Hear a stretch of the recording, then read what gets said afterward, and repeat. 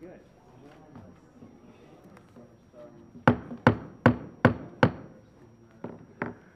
The time is now 5:41 on Wednesday, June 17th, 2026, and this public meeting of the D.C. State Board of Education will come to order. The roll will now be called to determine the presence of a quorum. Deputy Director, will you please call the roll? Representative Chamberlain. Representative Dinkins. Present. Representative Mazumdar. Representative Wareed. Present. Representative Best. Representative Chang. Representative Colson. Present.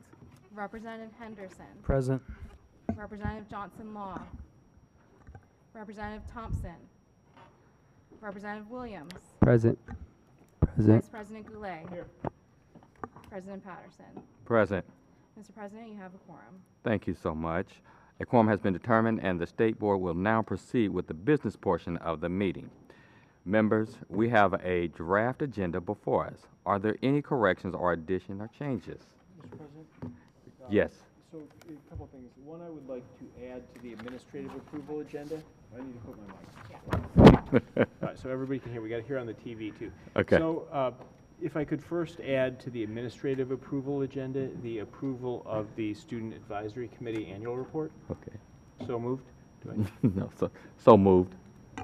I'll second it. It's been moved and seconded. Okay. Fantastic. The second change I'd like to ask is there was a ceremonial resolution circulated by Representative Thompson. So I would like to move to add that and ask if the Deputy Director could just read that into the record, the name of the resolution, but add that to the consent agenda for approving ceremonial resolutions. So moved. So moved.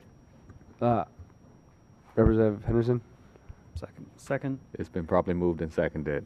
Okay. Fantastic.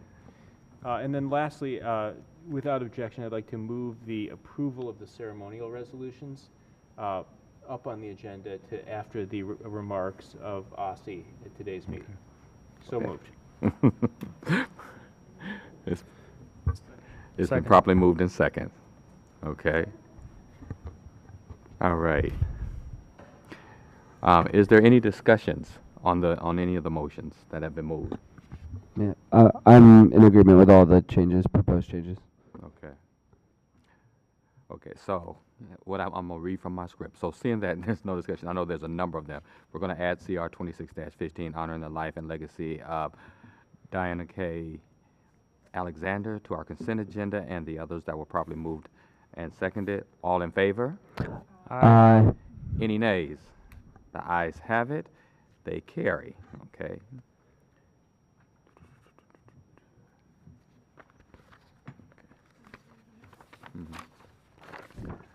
All right. Okay. We at the minutes. So we go all the way to. Okay. All right. I apologize to everyone. We did them all at once, so I'm following a script up here just to make sure that we do this properly and in order, okay? We now have the minutes from our working session, which took place on June 3rd. Is there a motion to adopt these minutes? So moved. It has been moved. Is there a second? Second. It has been moved and seconded. Is there any discussion on the motions? Seeing no discussion, the motion is to adopt the minutes from our June working session. All in favor? Aye. Any nays? The ayes have it. All right. Good evening. I'm Dr. Jacques Patterson, the at-large representative and president of the D.C. State Board of Education. On behalf of the State Board, I want to welcome guests and members of the public, including those who are watching via the District Knowledge Network, to our meeting. These meetings take place on the third Wednesday of each month in the Old Council Chamber here at 441 4th Street. This evening, we will not be hosting an expert panel. Instead, we'll proceed with public comments. We have 23 public witnesses who have signed up to share testimony. We encourage the public to sign up every month at sboe.dc.gov. The State Board is available as a resource for our local communities. Please don't hesitate to contact your representatives with questions or concerns related to public education or email our staff at sboe@dc.gov. Finally, Congratulations to all of our DC graduating seniors, including our outgoing student representatives. We are excited to see you thrive in college and beyond. At this time, I would like to welcome Andrew Gall to provide OSSE remarks.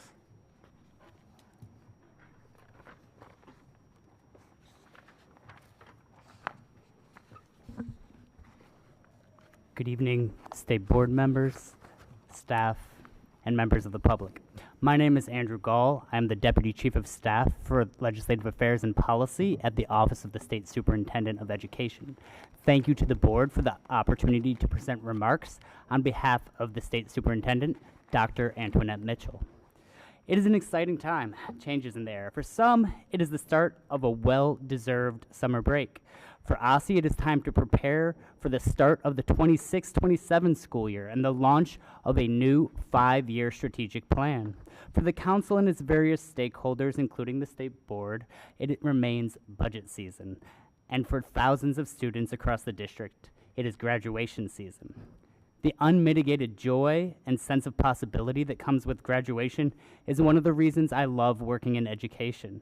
It encapsulates the promise of tomorrow and the push for continuous improvement in a single beautiful moment. Congratulations to all those graduating this year. And a special congratulations to the graduating State Board of Education student representatives. Your dedication to your community, to civic engagement, is truly commendable. As a former classroom teacher, I can promise you that in addition to your friends and family, all of your teachers from pre-K through your senior year are proud of you. Your hard work, dedication, genuine engagement, and thoughtful feedback have been inspiring to witness. I'm excited to see the same high level of engagement and insight from the Superintendent's Student Advisory Council, which OSSE is launching next school year. Applications for the inaugural class are open now through August 30th. Please spread the word to any interested students you know in grades 7 through 12. The application can be found on our website, along with the applications for the Superintendent's Family Advisory Council, Teacher Advisory Council, and School Leader Advisory Council. I'd also like to send my best regards to Dr. Louis Farabee. Dr. Farabee was the longest serving chancellor in DCPS history and helped to guide our students to the strongest post-pandemic gains in the nation. I'm sure we all wish him well as he transitions to the next phase of his professional career. Now I'll share a few important updates from our agency. OSSE is proud to highlight the return of DC Sunbucks, now entering its 3rd year, helping children remain healthy and nourished when school is out. Sunbucks continues to close the summer hunger gap by providing a $120 food benefit for each eligible child. This program puts more than $8 million in federal funded support directly into the hands of DC families. Families who participate in SNAP or TANF, qualify for free or reduced priced meals, or experiencing homelessness or have a child in foster care are automatically enrolled for this benefit. Families can check eligibility, enrollment status, and manage benefits through the new DC Sunbucks online portal, making it easier than ever to access healthy food all summer long. This is one more way we are ensuring that every child, regardless of circumstance, has what they need to thrive year-round. OSSE recently published 2 important items. On June 12th, we published a notice of proposed rulemaking to align our rules on school immunization procedures and requirements with the updated district practices. And at the beginning of the month, we published the results of a district-wide LEA survey that we conducted in partnership with Mathematica on the state of AI in DC schools. Key takeaways from the survey included that nearly half of LEAs have written guidance on artificial intelligence for school staff use. Approximately 1/3 of LEAs have written guidance for student use. Approximately 60% of LEAs reported that they were currently procuring AI tools or products. LEAs were most interested in using AI for supporting school operations, increasing staff efficiency, and informing instructional design and delivery.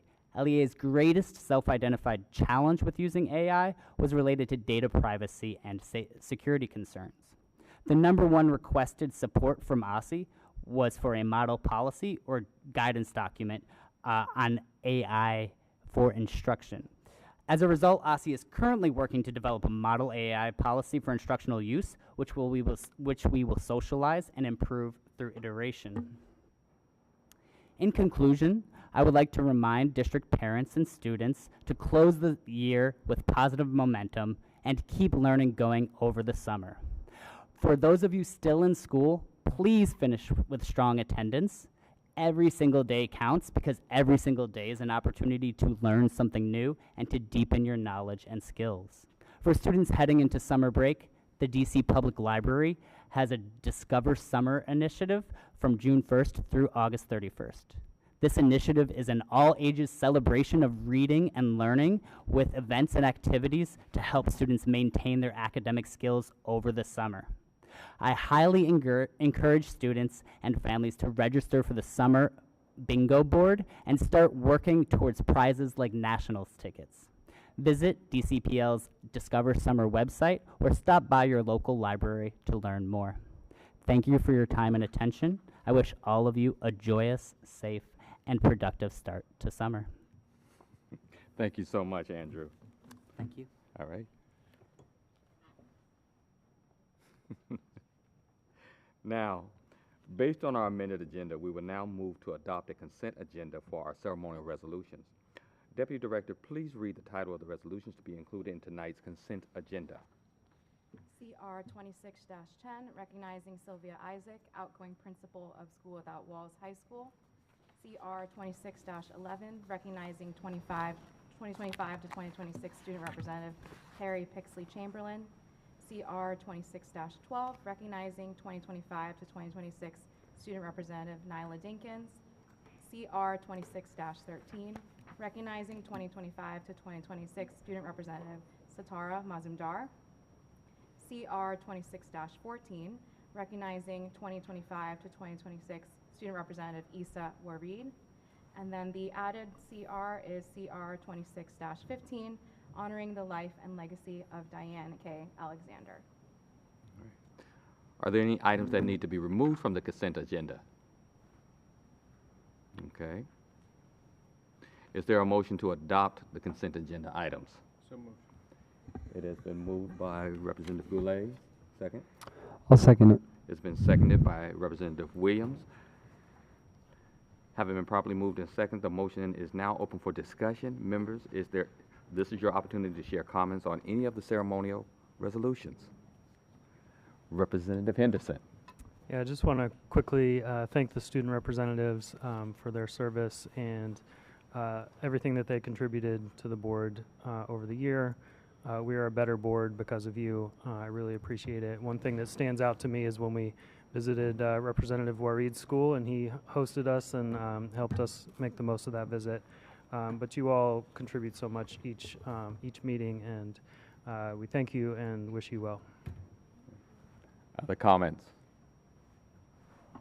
Representative Williams. Yeah, I'll jump in quickly. I echo Representative Henderson's sentiments and appreciate the work both of you have done. I wish you nothing but the best as you move on to higher education. Representative Dinkins, it was a pleasure to teach your sister last year and then to be able to work with you this year. So that's an honor for me, and also to be able to teach one of our student, Representative Chamberlain, on the other side here. And then just want to let the public know that one of these ceremonial resolutions will be delivered to the outgoing School Without Walls principal, who's retiring after 40 consecutive years all at School Without Walls High School. She was a social studies teacher, then an assistant principal, and then most recently a principal. And the thing that I'm most proud of in working with her that I think sometimes gets lost is just how she humanizes education in making sure that all people in the school are cared for, and that not just does she put students first, but also staff needs in a high regard, and she doesn't lose sight of the bigger picture of why we teach and show up for students every day. So I will be presenting the ceremonial resolution to her tomorrow for a celebration that she does not know about, so I'll stop talking there, and look for, and we'll give the board's best wishes. Wish.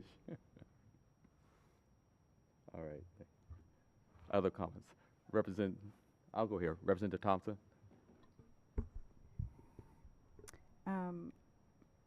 Let's start with the students. So it has been a pleasure to be your colleague.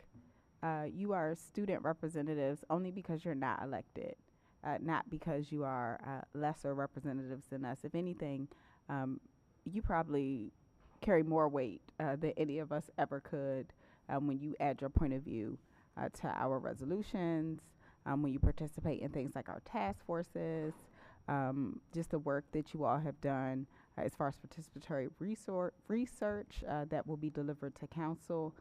That is real work. And I just want to acknowledge that you all probably go to more meetings than we do, and run your meetings better than we do, because you all lead 80 plus other students from across the city. You come here with us each and every month, our working sessions, our public meetings. You ask phenomenal questions to our witnesses, and you run our student advisory committee meetings. And so I can only be impressed and appreciative for the work that you all do. It has been a pleasure to serve with you, and I am so excited for everything that you all will do to come. Other comments? We'll go to Representative Goulet. I just want to echo what my colleagues have said. It has been a joy to work with the SAC this year, and our student representatives obviously have done a tremendous job leading the SAC.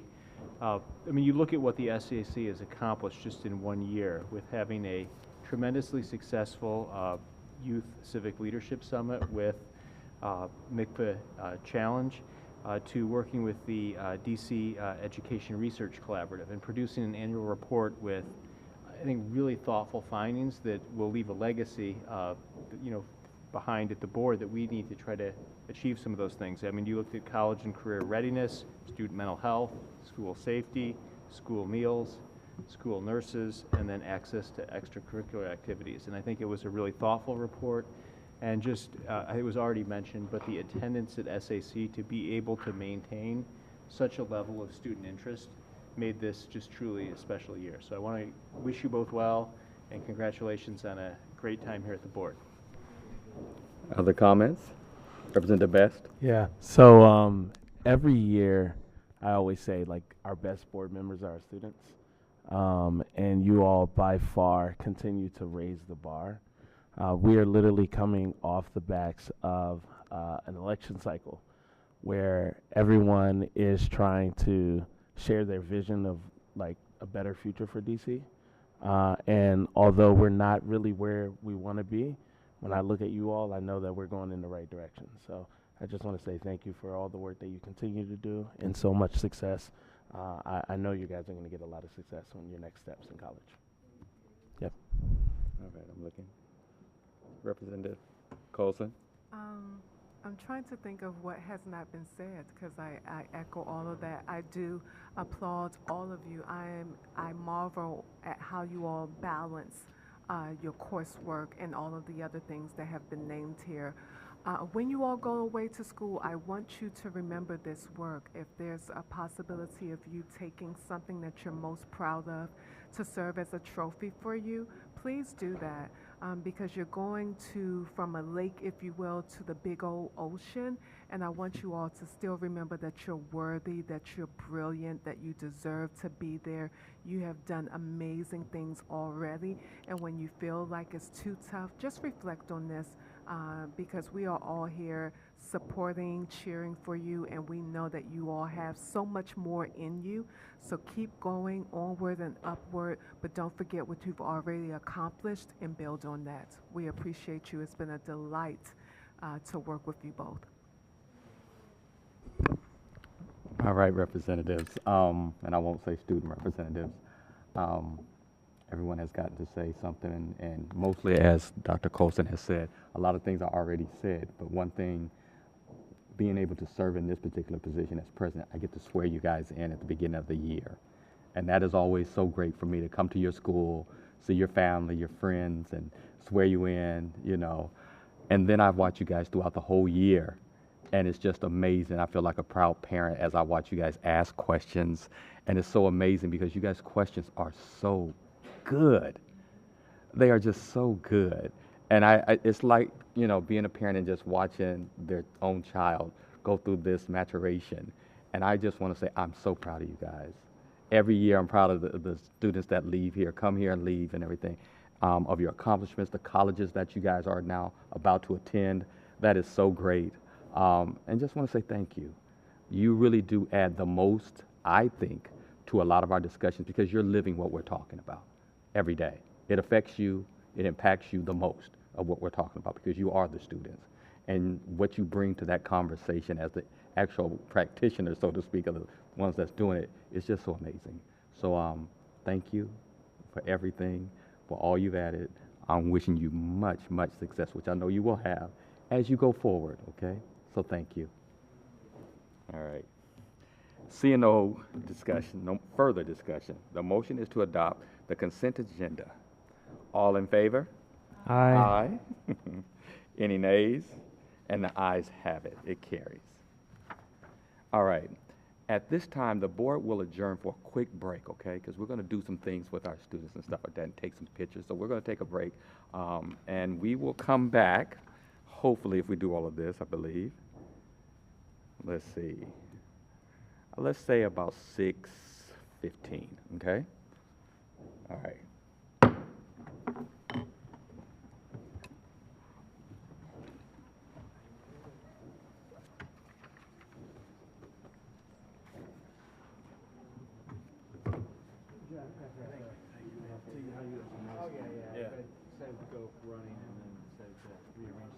Makes it look pretty badass. Oh, yeah. I just tell people I was. Just tell people you were at the UFC. Fighting, yeah, that's right. We were not aware that was. The first time is, it could be a lot. It could be a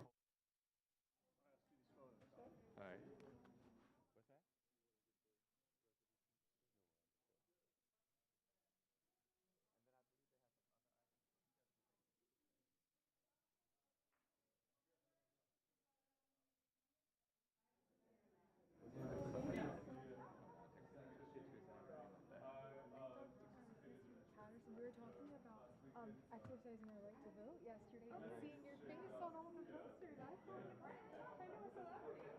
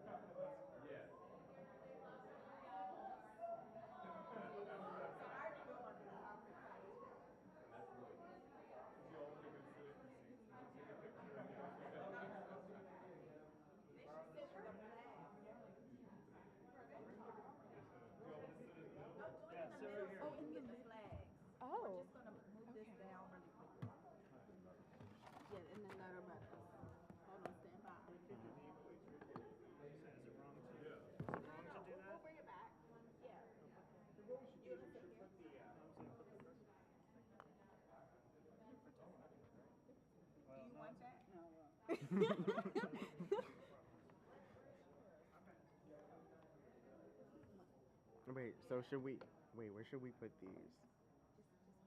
Hold the gavel up. Okay. And then can we do one like this? Mm-hmm.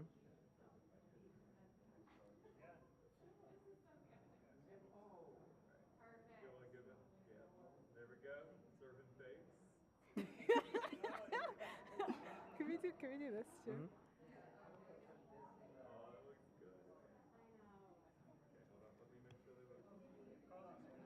I know they're gonna be so jealous. Like regular or like this? What should we Let's do? do this one. I feel like Alex Russo right now.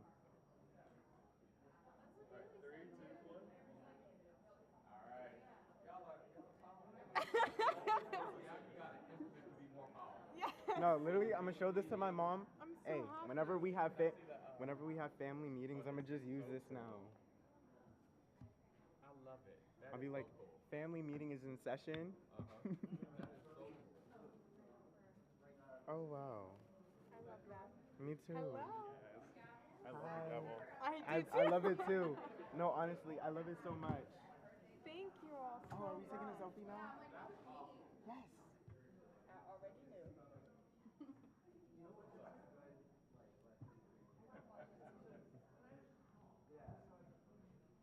Oh, wait, let me stand up straight. Let me stand up straight. I love your crypto shirt. Thank you, thank you. Yes. 5 minutes, 5 minutes.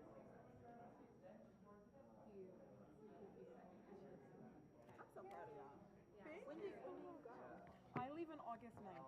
And I leave the day after my birthday, August 21st. I heard the southern states leave earlier. Yep, For I'm sure actually Is your having mother fun. ready for this that's about to Oh, happen? See, I know this it's a good all thing that's you're gonna here. happen. Um, Does she think she's ready? I'm. I don't think so. If you know, would like to come, Spellman save your calendar open for very August 15th. And And they are one of me very had. My back to school event. I Okay. cried, So I and I do dropped have my something daughter from off. 11 to Literally 2. from, and I Okay, went it might be so I drove sometime in home the that night, evening like anyway. after we dropped off and stuff like that. They had to But send you have I my number, drove you have my Instagram. from out that It's front like gate, a send off almost party like / birthday party. cried the whole time. Yes, I I am. was like in I'm tears. about It was to very I'm about to emotional, and they start do all my these things Amazon while you're wish list there. now, and I'm gonna start And then putting it something on my story happens, and and like then putting it's QR like codes and my stuff. baby. And But it's then just a it's whole going to bunch. be mainly So that, I and hope then I'll she have a is, and drink I'm so ready. proud of So you. like You're gonna anything I have need, so much fun. I could so just. Have you got excited. your dorm assignment and everything? I'm I'm so in excited. honors. I'm in I'm so excited for this Okay. new chapter. So that should be good. But I have AC. And you'll probably, I'll be somewhere around for homecoming. Oh, I know. I feel that's what I always said. I always said I want to live in a And he's city doing when I'm more young, but house like move stuff out now. to like the He's mountains taking when like I'm a older. for college And then right in now. order to So move out to the we're hoping mountains, that you need everything works mountain out. That's money. number one. So So that being the case, you may be joined by two Patterson Whoa. a little bit later. One next the year. money I'm and a talking couple about years is later, finding a like home in the daughter. mountains. That's what I'm talking. We're gonna use Everything else, we I'll can be fine. for a preference and all that stuff like that. Legacy. Yeah. We're using everything, okay, to get her in. So, Please, you don't have to. yes, that's what I'm trying to get to. It's really cool. Thank you so much. Yes. Great job. Great job as always. As always, young man. Always, always, Doc. You always do such a great job.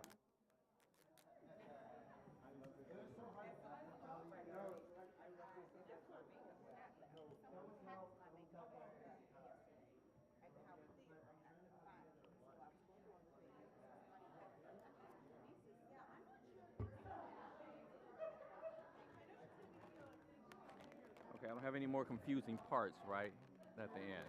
That's That should it. be- And then once I we thought get they to, were gonna go one at a time. yeah, I did too. But then once we get to the No, it's just Erica. He's amending his legislation, so I put that in there. okay. But yeah, now we're just doing the public comment. So. Are we doing anything with this? The AI too? We're just moving to the usual. Okay. We're just voting on it. Okay. Yeah, I mean, I hope there's no amendments. If there are, I have an amendment sheet that members can fill out. But We good with snacks now? Everybody got snacks? Okay.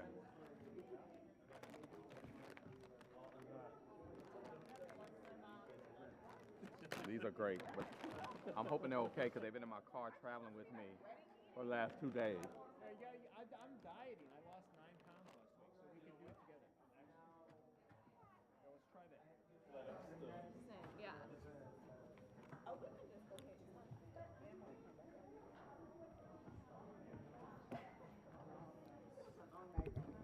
I'm gonna ask that Ben and our 2 members, so to speak, come back, and we'll get started back a little bit earlier so we can get to hearing some great testimony.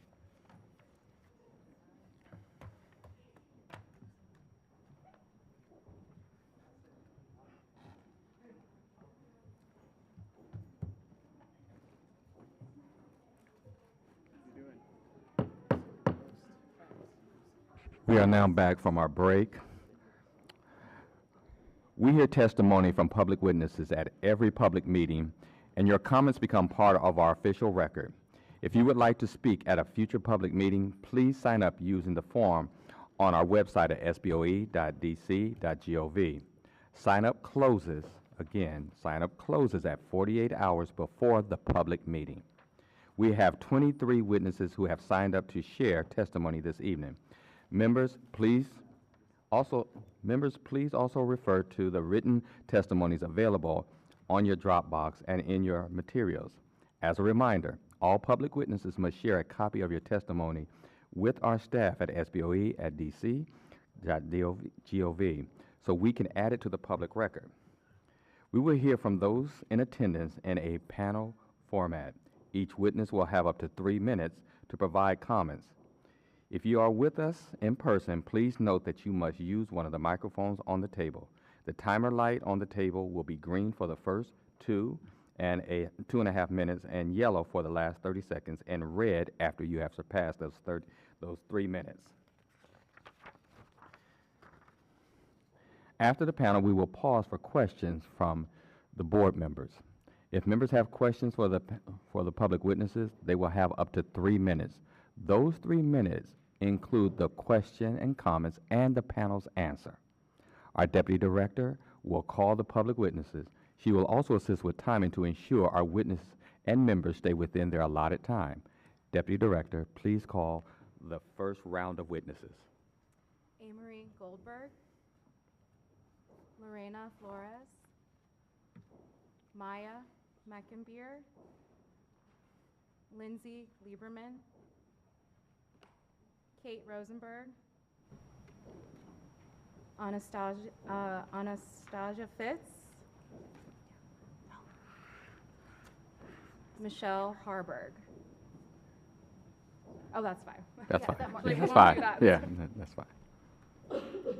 Okay, we can start on this side. of the table.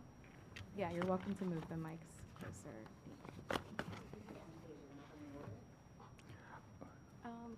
Starting with Laura Flores. We'll start with Laura Flores. Okay, yeah, we'll start with Lorena Flores. Lorena Flores.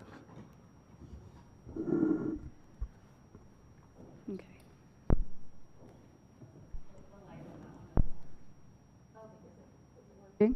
There we go. Okay. Thank you so much. Good evening, members of the State Board of Education. My name is Lorena Flores, and I am DC parent. There are many things we prepare for as parents. The first day of school, parent-teacher conferences, birthdays, graduations, and even for public testimony. What I was never prepared for was my child crying, telling me that they were being hit by a teacher at school. And even after I removed my children from that school, I wasn't prepared for the questions that followed. Mama, what happened to the teachers that hit me? Are they still at Yu Ying? Did the police take them away? Is the other child I saw being hit still at the school? No parent should ever have to answer those questions. As my children described what they experienced while attending Washington Yu Ying Public Charter School, I found myself asking questions that no family has to ask. Who investigates when a child reports harm? Who ensures accountability? Who makes sure it doesn't happen again? Children carry trauma in ways that adults often overlook or misunderstand.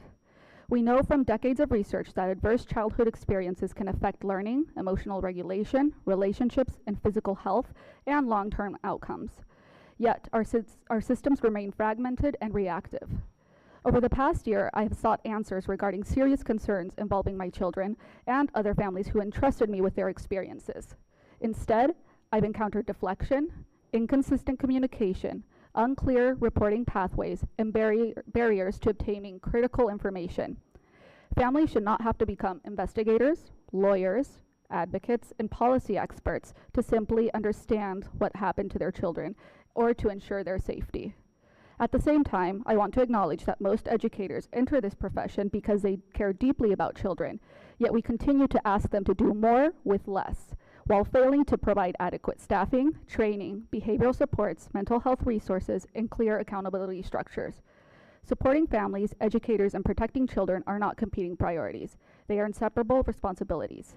That is why I respectfully urge the State Board to advocate for consistent child safety and educator protections across all publicly funded schools, transparent and standardized reporting, investigation, and accountable processes when allegations of harm arise, greater access to information for families seeking answers regarding incidents involving their children, trauma-informed training, behavioral supports, and meaningful resources for educators and school leaders, stronger coordination among schools, OSSE, Public Charter School Board, child welfare agencies, official advocacy agencies, and policy makers.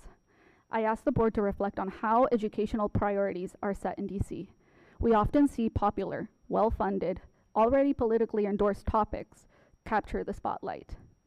In contrast, the more nuanced, critical, multifaceted challenges like child safety, school climate, truancy, educator attrition, accountability, and operational transparency are sidelined, even though they directly impact thousands of our residents every day.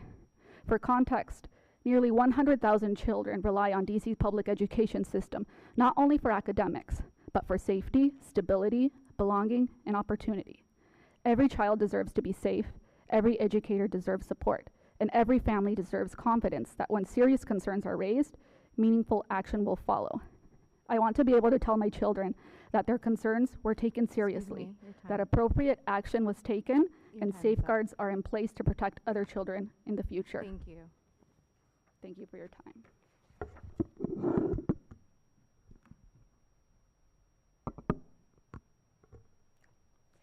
Hi, my name is Maya Meckenbauer. I have 2 children in DCPS, and I'm a member of DC Schools Beyond Screens. We are urging DCPS to adopt a policy for the intentional use of technology in our classrooms. We are here because we believe in a strong public school system and a high-quality education for every DCPS student. In last week's DC Council hearing, Council members raised the importance of digital equity, ensuring internet and device access for students who need it, and career readiness. We emphatically agree with these goals.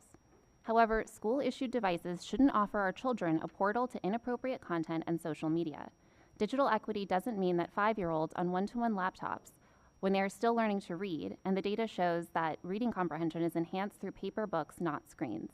It doesn't mean kids getting exposed to freemium model games through school-issued devices that require parents to pay for a membership at home to continue playing. One-to-one devices are a modality. They are not an outcome. True digital equity must go beyond simply buying devices and placing them in front of every child. As with all technology, the quality and implementation strategy matters. In 2026, digital equity means that our kids are well prepared for future careers, but it also has to mean that the devices and online content are introduced in a way that is safe, developmentally appropriate, and intentional. We need kids who can pay focused attention to the subjects we want them to learn. Kids who are critical thinkers who can ask questions about what they see online. Kids who have practiced managing human relationships, who understand the scientific method and the difference between correlation and causation. We need our kids to be able to capably use technology, not be used by technology as passive consumers. Placing our youngest learners in front of screens with low-quality gamified content designed to trigger dopamine release does not help us achieve any of these goals. Tech companies have used the term digital equity to justify putting products in front of children that are designed to maximize user engagement and data collection. But who is benefiting from all of this data? What about the impact these platforms have on our kids' digital footprint and the risk for future surveillance? Data is capital, and right now it's being mined directly from our kids by companies who are interested in creating a user pipeline that starts in kindergarten. The true equity investment is in our teachers, our early intervention specialists, our librarians, and our school-based mental health professionals. Our city has an opportunity for a fresh start with a new mayoral administration. We're asking you to continue working with the DC Council and DCPS to set an evidence-based standard for the high-quality, intentional use of technology in our classrooms.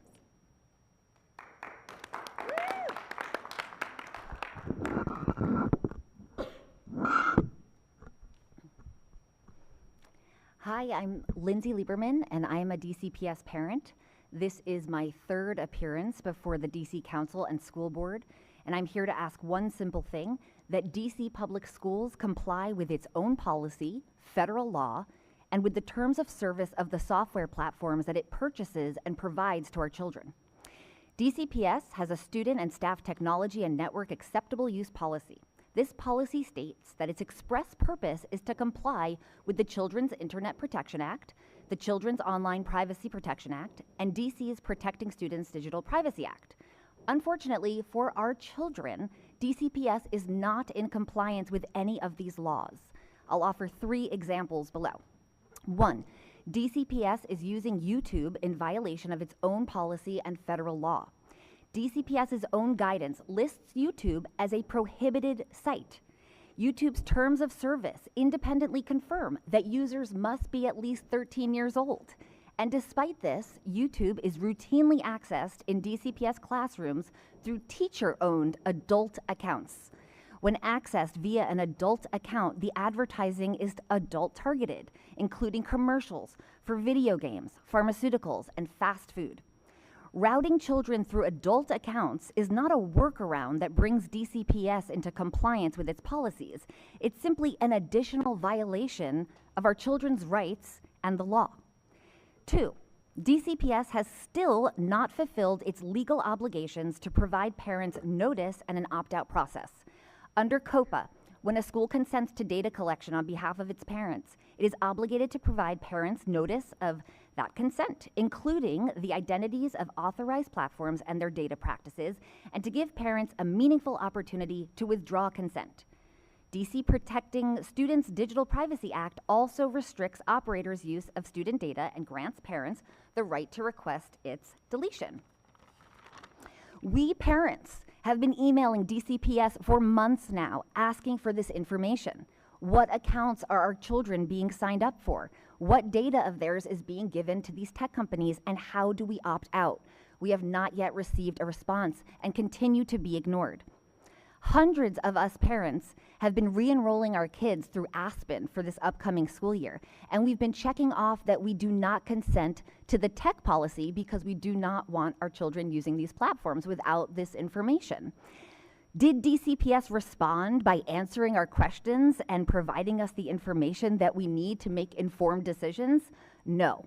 They changed the website on Aspen and prevented parents from checking off the box that indicated they do not consent to the tech policy. Another clear violation of the law. The third one is that children are accessing AI in violation of the AI company's own policies and DCPS's policies as well. Our children can't wait until next year. We plead with this body to direct DCPS to make changes before the fall. Thank you. We do have copies of many of your statements as well, so thank you.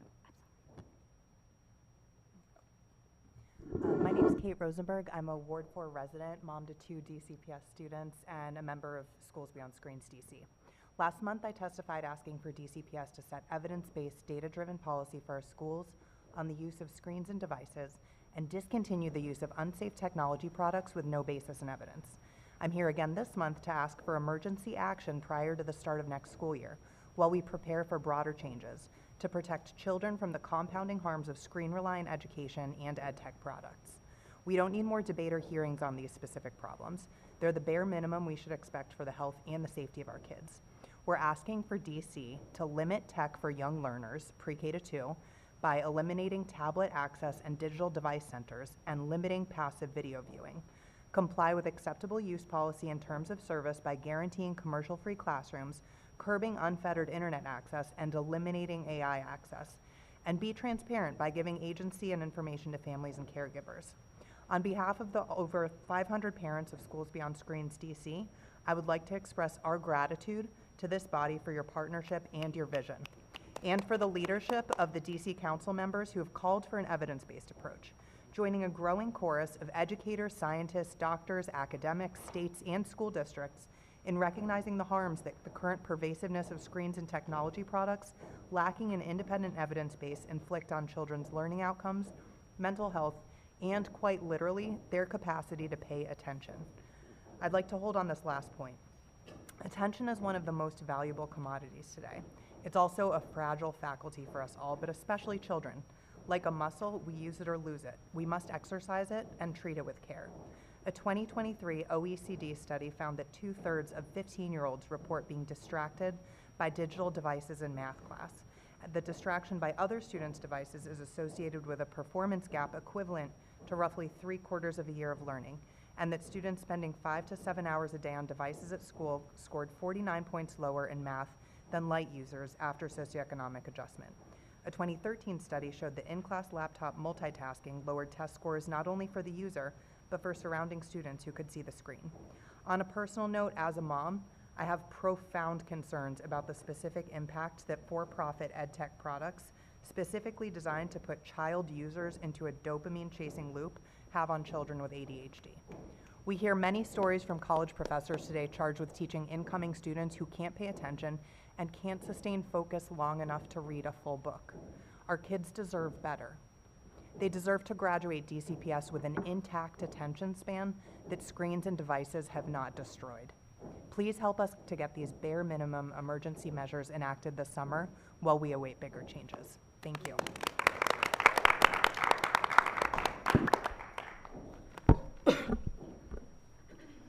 Hello, my name is Anastasia Fitz, and I'm the parent of a rising kindergartner in Ward 7 and an organizer with Schools Beyond Screens DC. I'm testifying today to implore the State Board to act now, yes, now, to set emergency screen use standards before the start of the next school year. Specifically, we are asking for standards that guarantee commercial-free classrooms, curb unfettered internet and AI access, eliminate tablet access and digital device centers for young learners in grades pre-K through 2, limit passive video viewing in the classroom, and ensure teachers provide ongoing communication about how technology is used, including what videos are shown to our children and how much daily time students spend on screens. These are common sense requests. They should not take months to debate. We have brought them directly to DCPS, and have we received a reply? No, we have not. And let me tell you why we need action now. 2 weeks ago, my 5-year-old surprised us by bringing Fortnite up out of the blue. And if you're not familiar, Fortnite is a multiplayer shooter game rated for children 13 and up. And he told us he learned about it from an ad he saw at school and asked us if he could play it. Why are 5-year-olds being exposed to advertising, including addictive, violent games geared towards teenagers? How is this acceptable? I have brought my concerns directly to our school, and in this case in particular, I was told it never happened, that my son must have heard about it on the playground. I'm sorry, but that's bullshit. And I have been repeatedly made to feel as if my child imagines the shows and ads he tells me he watches, as though I don't see videos playing on smartboards every time I walk into the school. When I followed up with our principal, I was told that all technology used is educational. According to whom? Since when did we reclassify digital babysitting and pacification as elementary education? You told us last month to keep showing up. We are here instead of tucking our children in at night, and now we're asking for you to act.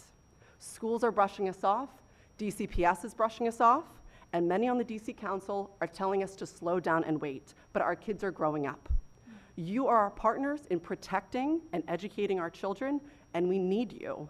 Educational equity means that state standards must come from the top down, and that is your job. And that means you. Please don't dismiss us. Please don't brush us off. Thousands of childhoods are on the line. Thank you. Thank you all for your testimonies. We will now move to a round of member questions, starting with Representative Dinkins. Thank you all for your testimonies today. I wanted to say that I fully agree with all of the conversation around media and technology. Not all technology is helpful or educational. I agree with that. there are definitely harms, and I do think that families and parents should be involved in the process and should be able to say what kind of technology or media their child is exposed to. So thank you for that, and I do agree there should be an opt-out process, or at least there should be a say. And then for Ms. Goldberg, I'm sorry that instance. Flores. Oh, Miss. We have the first person. Oh, first person. Okay. Oh, well then to Ms. Flores, I'm so sorry that this instance happened to you. And I was wondering what aspects of the current background system or accountability system could be adjusted to ensure that this system or this incident didn't happen to anyone else. Well, thank you. And I, for one, I'm tired of saying sorry to other families that are going through this. And also, I wish I had something more clever to say around this issue, and also to be able to have an army of, I guess, the parents who could come here today. But when we're dealing with trauma, it's a lot more nuanced than that. And better communication, like cross-communication across entities, because everything's just fragmented and it causes a lot of gaps. And everyone's just pretty much points the finger at other institutions or other systems. So. Representative Warreed. Hello, everybody. I want to say what you guys said really spoke out to me, all of you all, and I would really like to sympathize with you as well. As somebody who has gone through a similar experience like that when I was younger, that stuff really does affect you long term. It affects who you become as a person, it affects your human traits, but also limits your ability to fully socialize with people without having trust issues, for example. So I truly do not only sympathize with you, but also I really do wish you the best, the both of you, you and your child, the best on your journey of. There's two of them.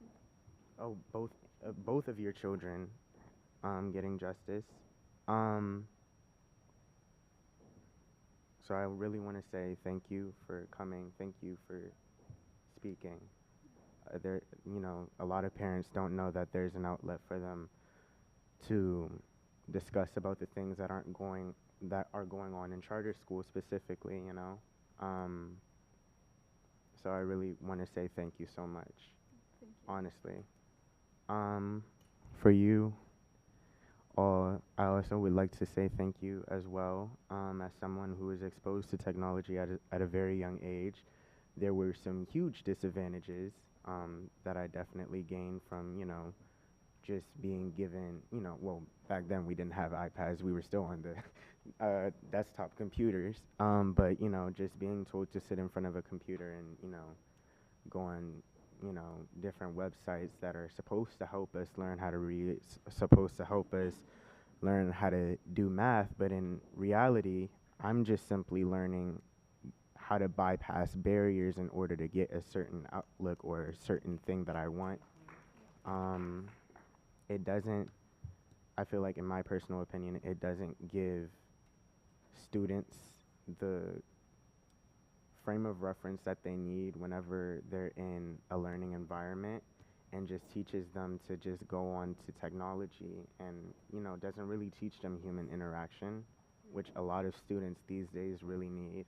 They need a lot of human interaction. So I don't have any questions for you all, but I just wanted to say thank you guys so much for showing up and advocating. Could we follow up with the two of you after? Thank you. Representative Best. All right. So I just want to start off in saying thank you for your continued advocacy and partnership in this work. I know I've spent a considerable amount of time with you all. I want to start with the things that I wholeheartedly agree with. I want to make sure that we're providing students with the human skills necessary to be successful, not just now, but also in the digital world as well. And that starts with mastery of the basics at a very early age. I want us to be intentional about how we are using tech and when we use tech. And we also need to follow our own policies. And lastly, computers are not babysitters. I do believe that we will eventually have to teach our students how to use computers and technology. And I do think that there is an age where that's appropriate, and I believe that's somewhere in the middle of middle school and high school. And in our society, oh, cool. You guys make me feel warm. So in our society, though, we do have a wealth gap. We also have an achievement gap. And in a lot of places, we also have a technological gap as well. And so I want to make sure that we're paying attention to that we don't create a chasm that people cannot get out of.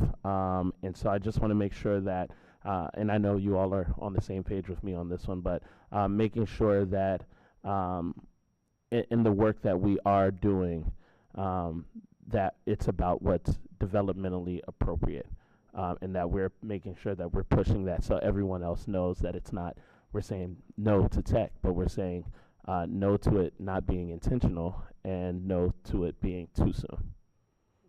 Thanks. That's all. Representative Chang. Thank you. First, Ms. Flores. Yes. Anything? Hello, hello. Yeah. Thank you for coming forward with this. And I'm curious if you have reached out to the ombudsman or the student advocate within our office, and how they responded? No one can do anything. No one responded? No, yes. So yes, I have been in communication, but pretty much no one has the authority to do anything. And like I've been told and redirected even by the Public Charter School Board and also the charter school that we are not subject to FOIA.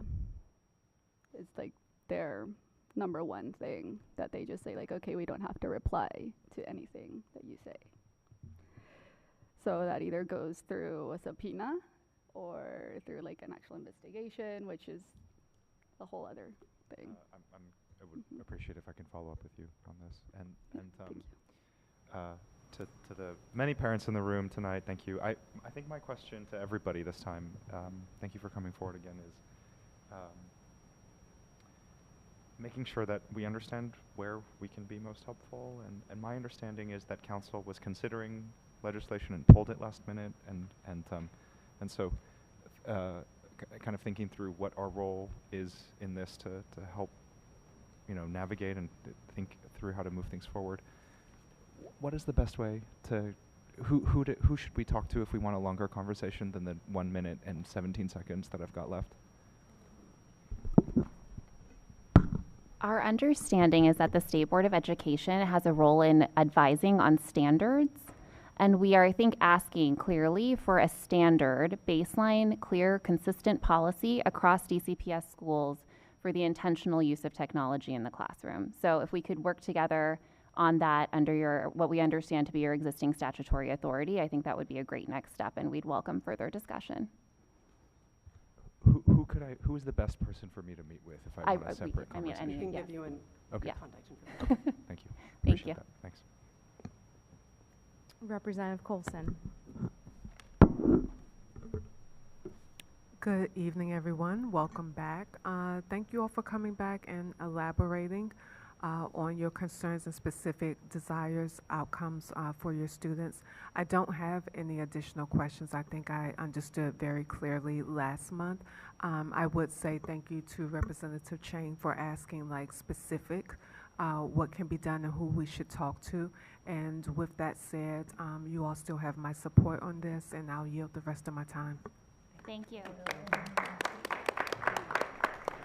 All right, the one additional thing that I'll say based on that is what we've heard from the DC Council is that they will hold a hearing in the fall on this, but what we're also trying to say is that there should be some common sense standards that we put in place before the start of next school year. I mean, we all work in bureaucracies. It can take a long time to make change, and so that is why we have shared both with you in our testimony as well as with the DC Council things that we would like to see before next school year. We know people go on vacation. We know that it's hard to get in front of people, but like, ads in classrooms. Like, that should feel like common sense. And so to the extent, again, within your authority, and we defer to you also on that, like, what can you do to partner with us so that we can see some change that happens over the summer before our kids, you know, enter into school again? So that's, I just want to add on to that. Yes, thank you. And you're making me realize also that I have the statutory authority right here for the State Board of Education, and also you have the ability to approve state policies for parental involvement. I think that might be a good one too for us to seize upon, making sure that we have a community input process that is open and transparent and includes teachers, includes parents, includes all caregivers of DCPS students. So perhaps that is another angle that we could take together. Representative Henderson. Thank you for looking at our statutory authorities to understand Yes.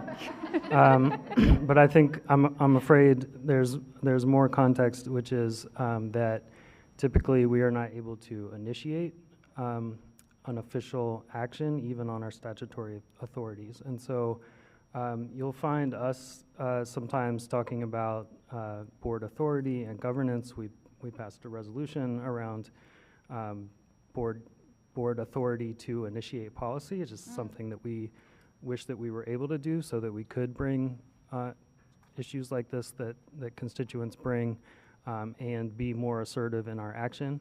This is not to say that we won't try to do what we can do to get partnership and to get response, but it is something lacking from our authority. And so, you know, I would ask you all if I could, you know, when these discussions happen about school governance, which we often get dismissed and are told, you know, this is a distraction, this is not important to what's happening to students in classrooms.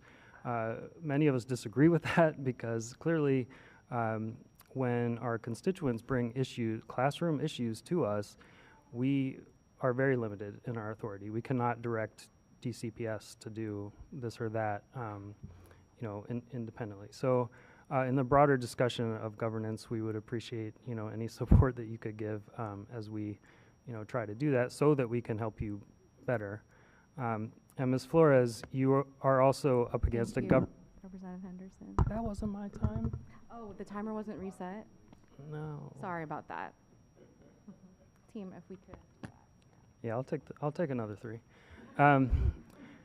Ms. Flores, you also are up against a governance issue, and I know you know, your experience exposes a real problem in our system, and I think you were there when I had an exchange with Chairman Mendelson around this issue. What are we to do? Where do we turn when a public charter school board is not responsive or is not cooperative? And paraphrasing him, he said, well, we can complain louder, we can come to oversight hearings, and that's not sufficient. And I know you've been at this for years now. That's correct, right? Yes. And it's a problem, and Yes. and we need a broader discussion about how we hold our charter school boards accountable to whom they serve. Yes. It sounded like you wanted to say something. Yes, so like things like transparency, responsibility, and accountability from institutions should not depend on either my or a family's time, their resources, expertise, or their privilege. Mhm. It should just, like, Agreed. again, and Thank again, you. like, and also, I just have to say, my children are in DCPS schools, and they love reading. They're learning math, and it's just amazing to see how much they are growing. So credit where credit is due, and the educators there, I Thank know you. for one, they've been able to develop. I'm going to move to Representative Thompson. Sorry. I don't know if anyone said it at the beginning. We do have a clock. I'm happy to, when it goes red, that means any of our time is up. If you want to finish your statement, Ms. Flores, I'm happy to yield some of my time to you. No worries. It's all right. Okay. I actually want to start with you. So I very much appreciate your statement about transparency and accountability and who that should be for. which is everyone. I was not aware of the situation before this evening. And so I'm really disappointed to hear that this is something that's been going on for years. I would like to, I guess, hear more. You said that, and I don't think I have the words correctly, but you said something about just the challenges you've run into. Could you just give a little bit more context around what some of them are, so we can better understand what you've already done, so we can also understand how and if we might be supportive?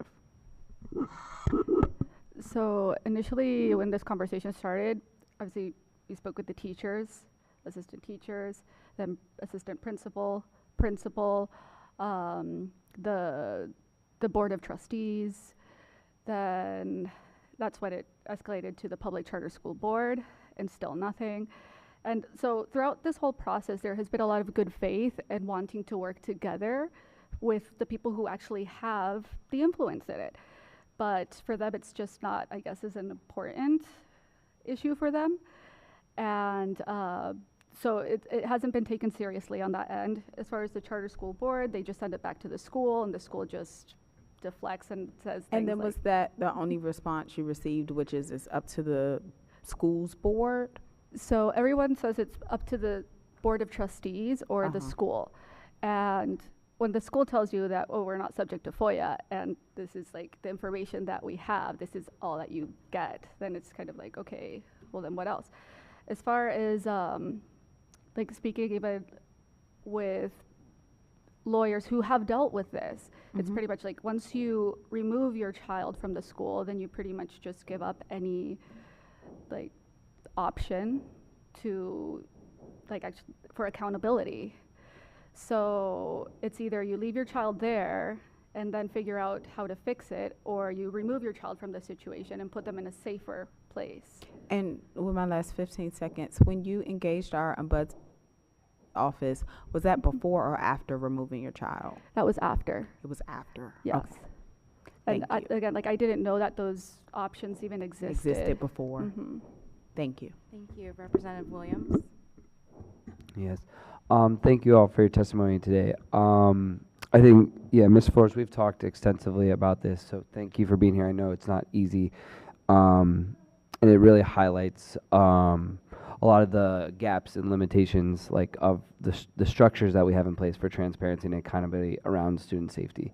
So I apologize that you're having to kind of bear this burden of bringing this issue to light for a system that should already exist. But I do want to echo what my colleague Representative Henderson said, where it does seem that both of these issues are really coinciding in looking at our governance structure within education and the pitfalls of that, because a lot of the issues that the rest of you are bringing up with regards to screen time, but also data privacy, are also safety issues, and the lack of responsiveness is troubling and should not be. So I think the question then is like kind of where do we go from here? And I do want to continue being partners, but I want to underscore what Representative Henderson said about us not having the initiation power. We have met with the council at a board breakfast in which 11 of the 13 council members were in support of the state board having slightly greater authority. We're not trying to radically change things to take power that a normal state would have authority over. And even when we voted as a board for initiation power to OSSI to be able to set those standards, that was pretty unanimous. It was a 7-2 vote, and then we voted 9-0 to be able to transmit it to OSSI. So you have the support of what we want to do, and we will continue to support you in that. But this is a pitfall in the system that, whether it's this issue or any other issue that comes up, like still needs to be solved. And so as you continue to advocate, if we can couch it in that language, I think we can avoid unsettling situations in the future as well.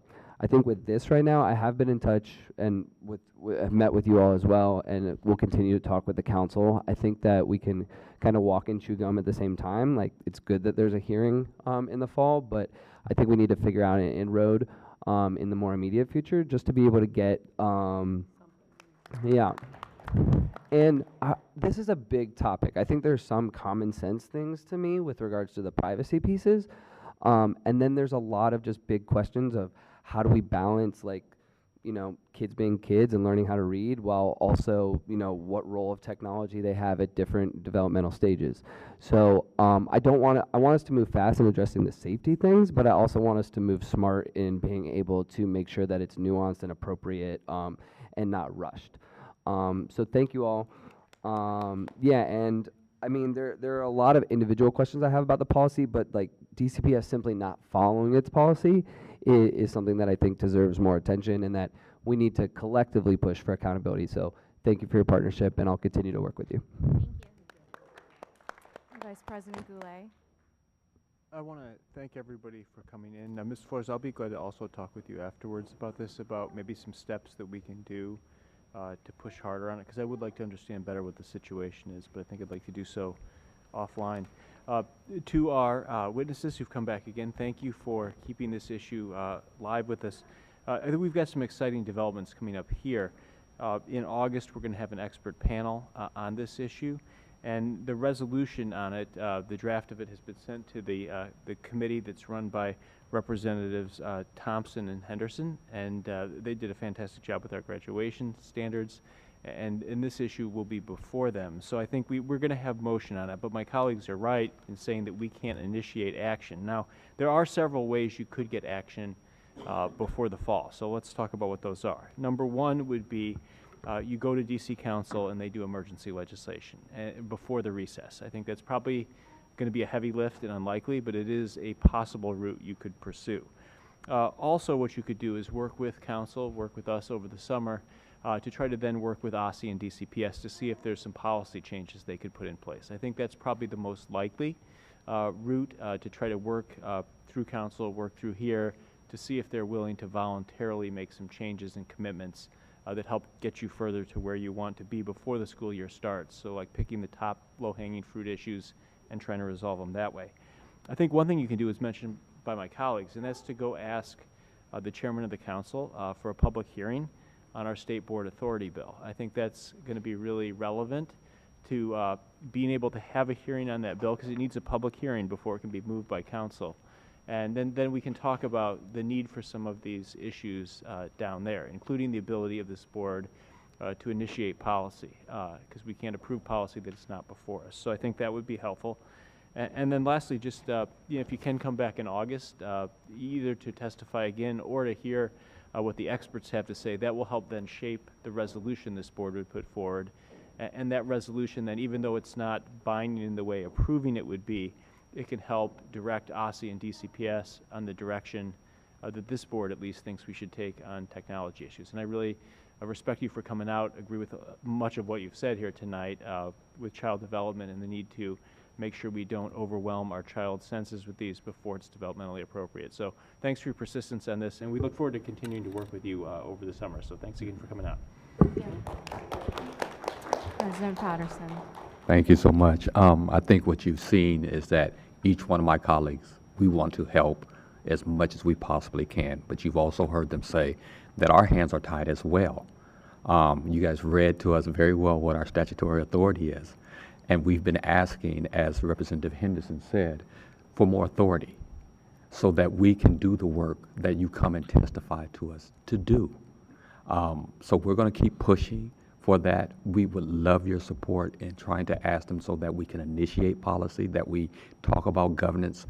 It's been years that the law that took a lot of our authority happened in 2007, and they have yet to address it. And here we are 19 years later, and they have not changed one iota of that law that stripped us of a lot of the power to serve our parents the proper way. I have 2 kids in school right now in DCPS, so I understand your plight, okay? If you can help us, we can help you. First and foremost, we'll say that, okay? My colleagues have given you ways that you can do that. And then, Ms. Flores, I would love to talk to you a little bit more, okay? I know some people at the PCSB. I'm not promising anything extraordinary, but just so I can get in a little bit more, dig in a little bit more because of my personal relationship with them to see if I can help out some a little bit, okay? All right. Thank you so much. All right. I believe we're going to next panel. Yes, thank you all so much for your testimony. You're welcome to leave the table, and I'll call the next round of witnesses. Michelle Harburg, Cheryl Miller, Lori Burkett, Aaron Wazalowski,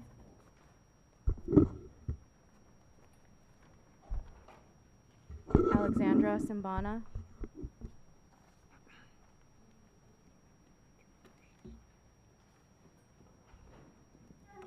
Evelyn Mitchell,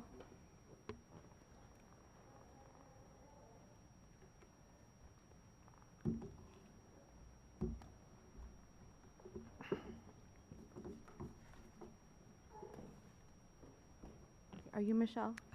Yes, you may get started. Try again. There, that one doesn't have a light, so. No, try again. How's now? I hear myself. Okay. All right. Hello again. I live in Ward 1, and I'm a parent of a kindergartner and a second grader, both attending DCPS schools. I'm here as part of the School Beyond Screens group. I just want to say, thank you again after listening to you all the last 15 minutes that you're on board with a lot of our policies. I'm going to reiterate a couple things. As we all are aware, YouTube is being shown in our classroom, and I just want to again highlight the fact that YouTube is clearly listed in DCPS's own digital tool dashboard as an unapproved app. I printed it out for everyone to see. DCPS is out of compliance with its own policies here. Also, according to Google Workspace for Education, YouTube requires consent for minor users. And yet we know YouTube is being used for education, classroom management, transition, brain breaks, reward, and all without consent. I just want us to all ask ourselves, how did the relationship between a for-profit tech company such as YouTube and public education become this normalized? It set the standard for other ed tech apps and things to come into our schools. It's become so normalized that even though YouTube is being sued for its negligence in designing products to cause addiction in young users, it is still used across DCPS without any regulatory oversight. Second, there should be more cross-subject coordination for how often screens are being used.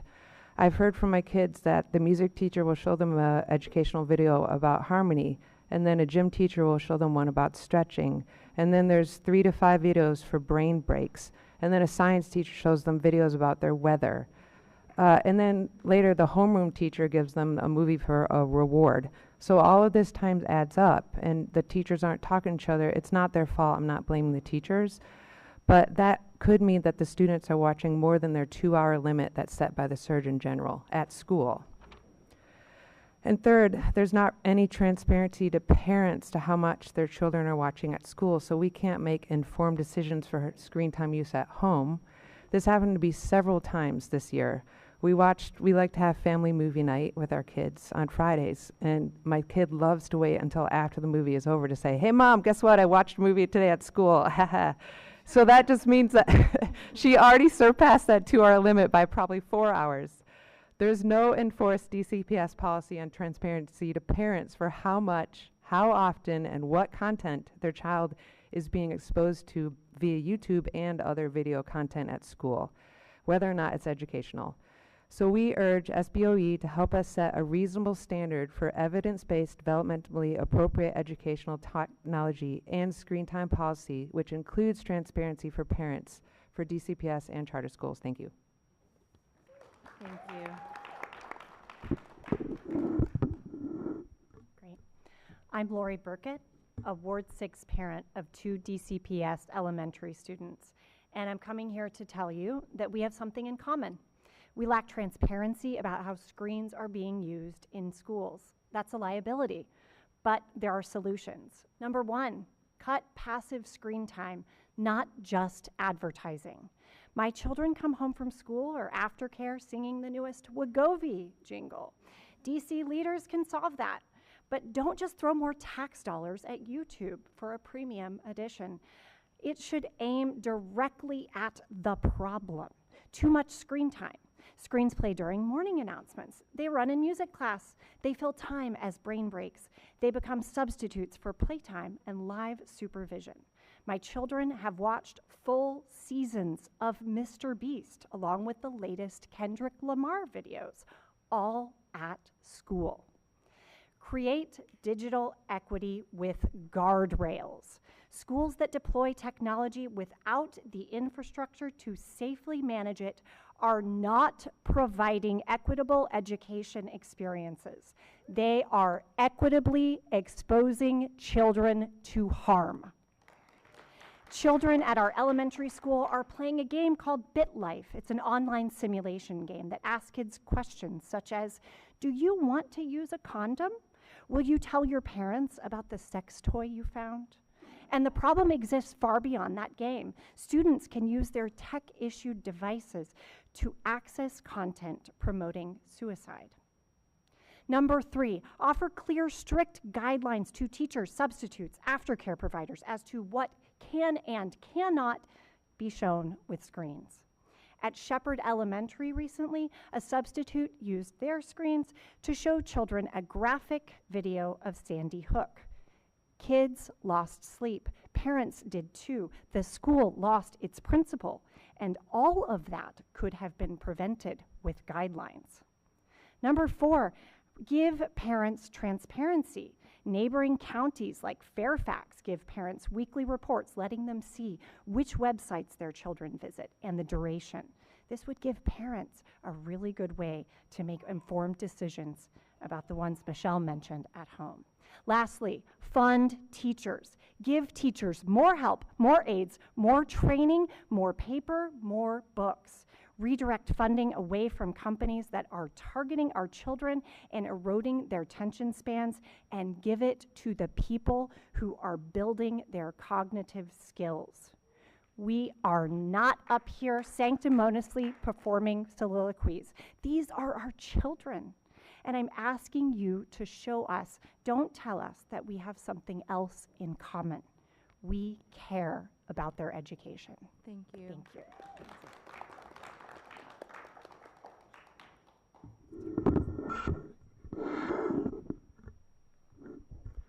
Hi, my name is Aaron Wozolowski. I'm a Ward 3 resident, an LSAT and PTSO board member, and a proud DCPS parent of a rising Jackson Reed freshman and DL 6th grader.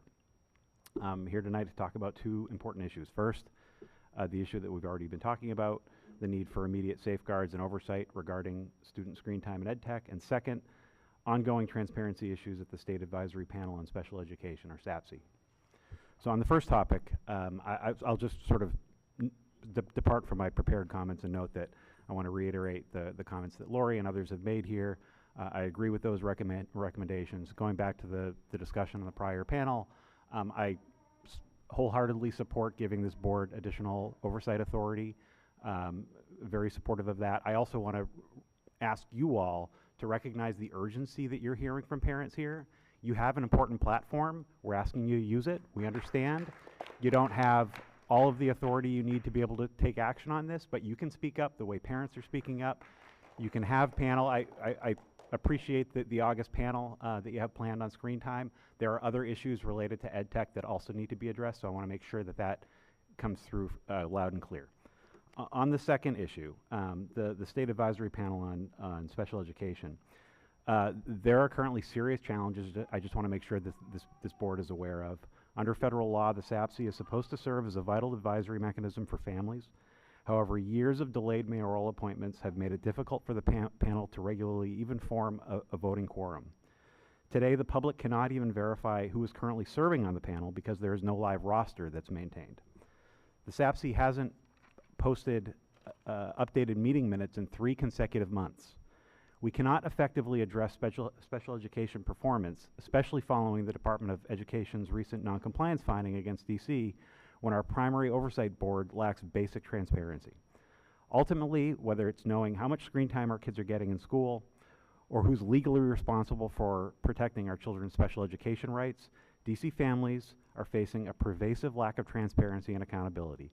I urge this board to take whatever action you're able to take in terms of advising the council, setting standards, and raising these issues up so that they're getting more attention, more transparency. Thank you.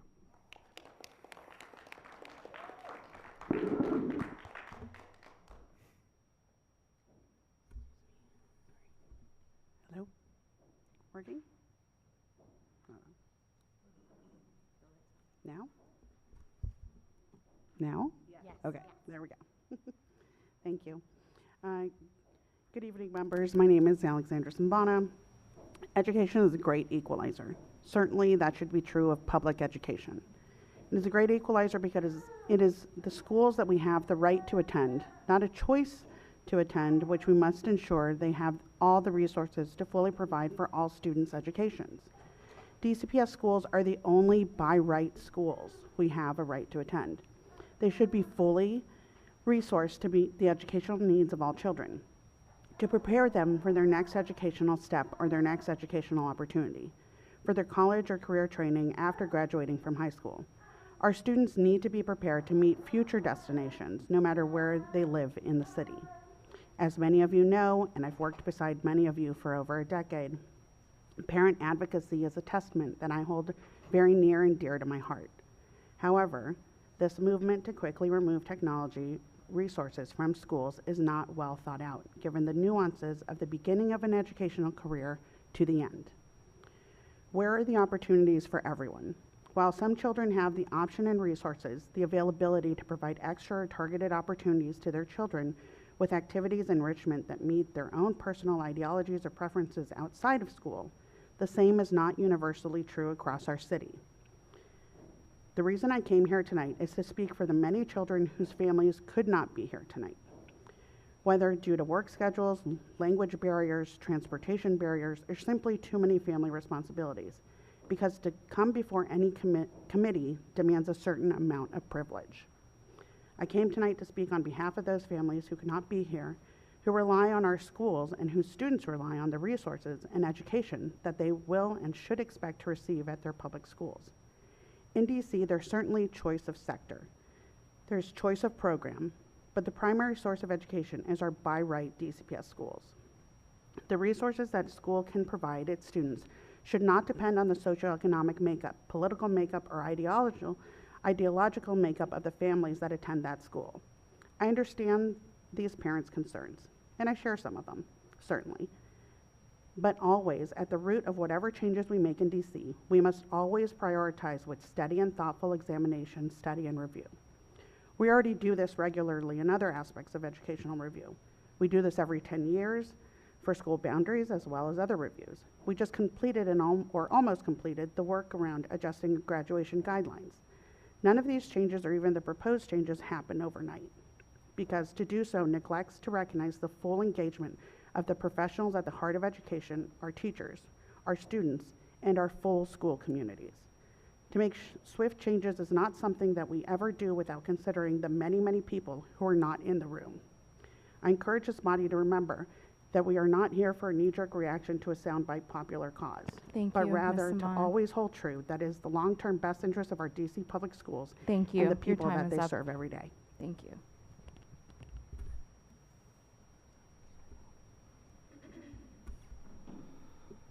Good evening. Can you hear me? My name is Evelyn Mitchell, and my children are in 1st and 4th grade at Ludlow Taylor. On May 21st, 2026, my 1st grader was watching YouTube clips on a smart board at Ludlow Taylor. The children were allowed to select the videos. One child picked the Try Not to Scream challenge. The thumbnail of the video made it appear to be a children's video with emojis, smiling and winking.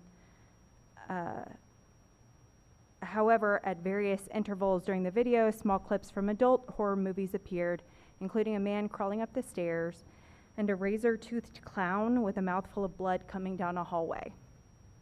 My son has never seen anything above a G rating. He has nightmares. He was very scared. He told us that night. We, of course, immediately emailed about what happened. And on May 22nd, 2026, I received an apology email about the incident stating, in part, not in full, "We truly apologize that Edward viewed content that frightened him. Moving forward, we will be much more hands-on in monitoring all media shown, and staff will personally select and control any videos used during activities." Note that it does not say that we will not use videos during activities, merely that they will be better selected. On May 4th, 2026, my 4th grader disclosed that children had played the following games in his English language arts class at Ludlow Taylor: Five Nights at Freddy's, a teddy bear game with animatronic graphics that included child murder and is rated age 14 and up. Sigma 2, a quote, hack and slash game with ninjas. Sharpshooter, rated age 14 and up, containing quote, scenes of violence, cruelty, and covered nudity. I alerted the school staff immediately, of course. In a response dated that same day, the teacher emailed, I appreciate you reaching out and letting us know how inappropriate this website can be, and will continue to firmly enforce the games only on clever rule. The teacher's response to the issue was to advocate for a different game during school class time. Not understanding that, yes, one large issue is that that my son was exposed to these violent games, but also that he was doing this during class time. That the videos and screens are used as caretakers when they should be actually learning. Whatever the policies that are currently in place, and I apologize, I'm not a member of a group, I've never testified before, but whatever policies are in place, they're ignored by the children, they're ignored by the teachers, and people like me are getting involved simply because I don't know what else to do.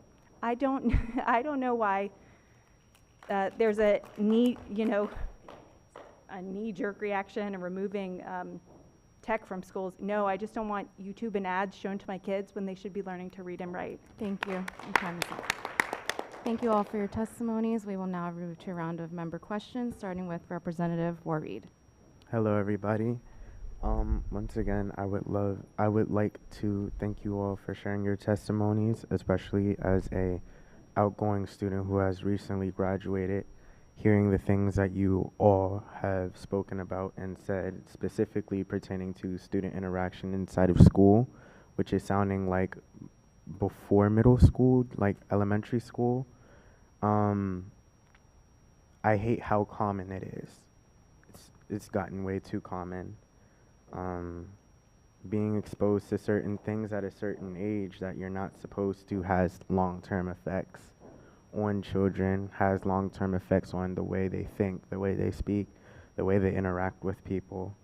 So once again, I would like to truly thank you all for coming out and not only advocating for yourself as parents, but also advocating for your children.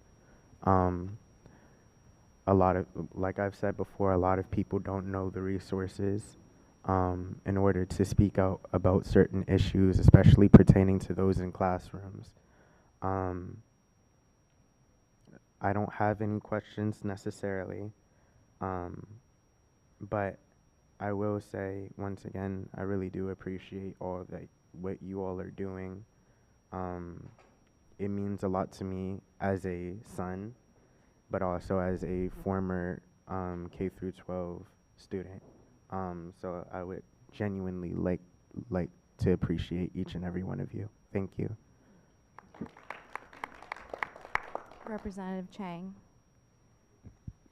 Ms. Sambana, if you could wave a magic wand and have things go your way, what would you do? Well, so we've been working on this issue for a number of years, and on the DCPS side. And wholeheartedly, part of those issues have been safeguards, guardrails, security, in conversations with students, parents, teachers, and DCPS central office. That's why we have a tech advisory committee. My main concern in this moment is that unless we treat both sectors the same, we are going to have an unequal playing ground as we had before we had technology guaranteed in all DCPS schools. And that, because all of these metrics come from, you know, how the tests are done, how the kids respond. And what I don't want to have done is have those metrics disappear. Certainly replace them, review them, let's figure something out. But when those metrics disappear, that's how people judge their good schools, right? That's how everyone looks at them. Let's be honest, when we're all looking at schools for pre-K 3 through middle school, those are the only metrics available. And so I want to make sure that we're not handicapping our by right schools. There's a lot of great work that's happening in our DCPS schools. We need to capture that information and be able to highlight it. Now, practices and changes to those practices certainly need to be reviewed. I'm in full favor of it, have been since the beginning, but we need to make sure that we're not unintentionally causing greater harm within the building to the teachers, to the students, and not preparing our students properly for their next phase. Each student will continue on to something else.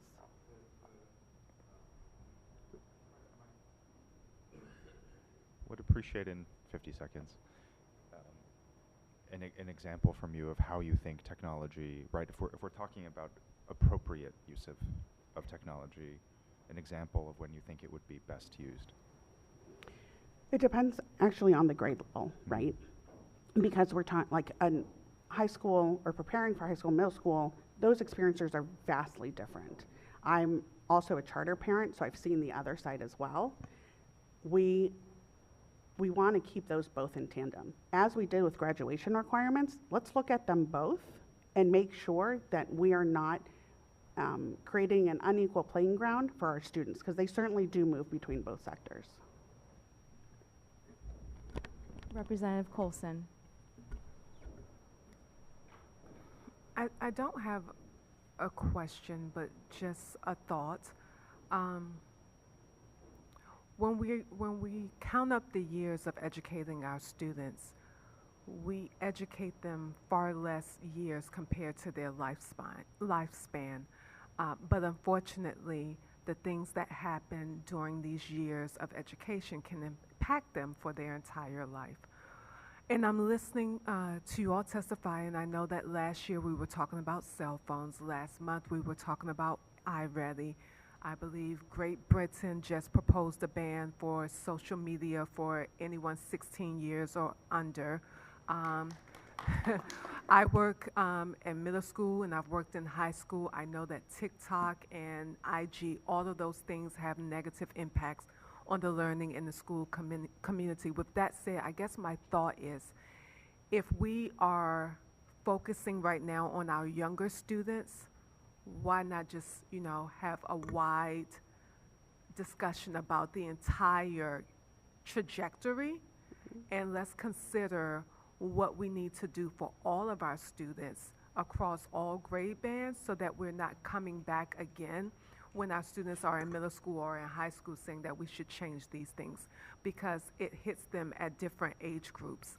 And so I guess just my thought would be to the group, while you all have this united organization and support, I would love to hear what we could do for the entire pre-K through 12, so that we're covering all of this at one time, and we're not coming back next year or in a couple of years because something else has come up that's hindering our students. So that's just my thought, and feel free to respond if you like. I still have time. Yeah, I would just say, I think you're going to have to come back. I mean, the technology is moving, and use of technology is moving a lot faster than policy. So it's really important with all of these technologies to stay on top of it and to continually revisit it. I don't know if I would agree with that. I think if we just come up with new versions of the same thing, because before we had Snapchat, right? And before that we had the Vine. And if we go back to my day, there used to be something called MySpace and Napster, and all of those things, have just evolved, but still it's under the umbrella of technology and AI. So if we're moving in the direction of taking these things away, I think we have to evaluate why we have them and what we're going to replace them with, and what are we going to contribute to support our students in their learning if we're taking these tools away. Not a bad thing, just a full conversation that we should consider while we're deciding what to include and what to exclude. Representative Henderson. Thank you all for your testimony. Mr. Wesolowski, two questions for you. One, you said there are other ed tech issues that we need to be paying attention to. Just bullet point, what are those other things that we can have in consideration as we plan our August panel? Well, let me make sure that my understanding is that the August panel is on age-appropriate screen time, and that's entirely appropriate. I think there's also needs to be a discussion of effectiveness of various ed tech tools, and I think that's distinct from screen time. And I think, last month you heard concerns about data security and privacy. That's also an important issue. So those are all important issues. We they're not one issue. They're all absolutely interconnected, but I just want to make sure you don't lose sight of those. Yeah. You reminded me of a third question I want to ask, which is, I tried to ask this last month, but didn't do it very well. But as we talk about evidence-supported uses of technology, where would you look to, or who would you trust as like the independent arbiter? Because like Curriculum Associates, they show you evidence, right? But if you dig a little deeper, you know, why are they showing that evidence? So where do you think we should be looking for independent reviews of products, programs, and so on? Well, I think the lack of evidence is instructive, right? If there isn't evidence that something's effective, then maybe the starting assumption is that it's not. It hasn't been proven effective. But I don't know if others have. I may be able to ask another panel this as well. But no, I'll just weigh in on that and yeah. say, you know, Schools Beyond Screens has done a lot of work in finding evidence base, and we're happy to support you with more solutions. And you can, we can give any of you any resources that you need. Okay, yeah, I'm kind of thinking of like structurally, as a city, should OSSI be a clearinghouse for like these are effective things or not, or should we be looking somewhere else? That's kind of what I'm after. Representative Henderson, if you look at, you know, I mean, there are many cities that sort of do what Representative Coulson was talking about, who have reverse engineered where they want students to be at graduation, and that's certainly the process that we have started. But and broken it down by grade level, and actually committed to, okay, well, within this grade level, this is what it looks like. And there's a link to Texas that I can send you that, I mean, they dove deep. But it's not only where we want them to land, what do we need them to know? And we also need to adjust what kids are learning. DCPS has a digital literacy certificate that is just basically like clicking on common, you know, sense media. We need our students to know how to do Word, PowerPoint, you know, how to function in the real world. Sorry, I'm out of time, but you can follow up with me. Representative Thompson. Ms. Mbana, did you want to finish your statement? Yeah, I think we just, you know, in any field at this point in time, even going to my mechanic uses more computers than, you know, anyone I remember growing up. So we need our kids, no matter what vocation they choose to go into, that they are properly prepared to enter that desired job market. So we should look back at all of our programs, where we want them to end, what do we offer, and how are we preparing them, and go in reverse. And certainly we know where we need to start, but there's certainly a time frame where it's appropriate and where it's not.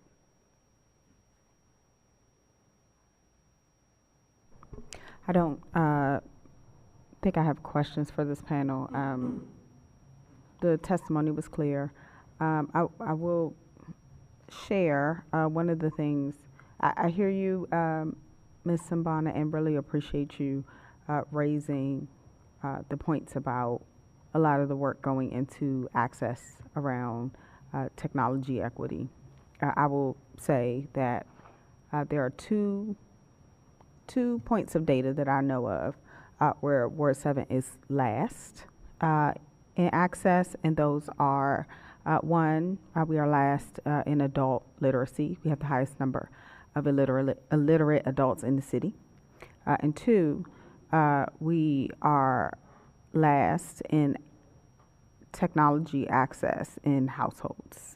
So we have the biggest gap as far as the digital divide. So I do appreciate you raising the concerns about the access and the differences both in school spaces as well as at home. I look forward to hearing more of the testimony about security, appropriateness, all the things as you all raise the different issues, and do expect it to be a conversation where we weigh both of those tensions. So I will relinquish the rest of my time. Representative Williams. Yeah, thank you all for your testimony. I think that there are a variety of issues that we're talking about. And I think that like when I look at Los Angeles and think about how they're kind of moving forward, it's in concrete ways. Like that gives me a sense of like what early education would look like from kindergarten and first grade. Like the recommendation is they're not using like tech in kindergarten. Second and third grade, 0 to 20 minutes per day. Fourth and fifth grade, 0 to 30 minutes per day.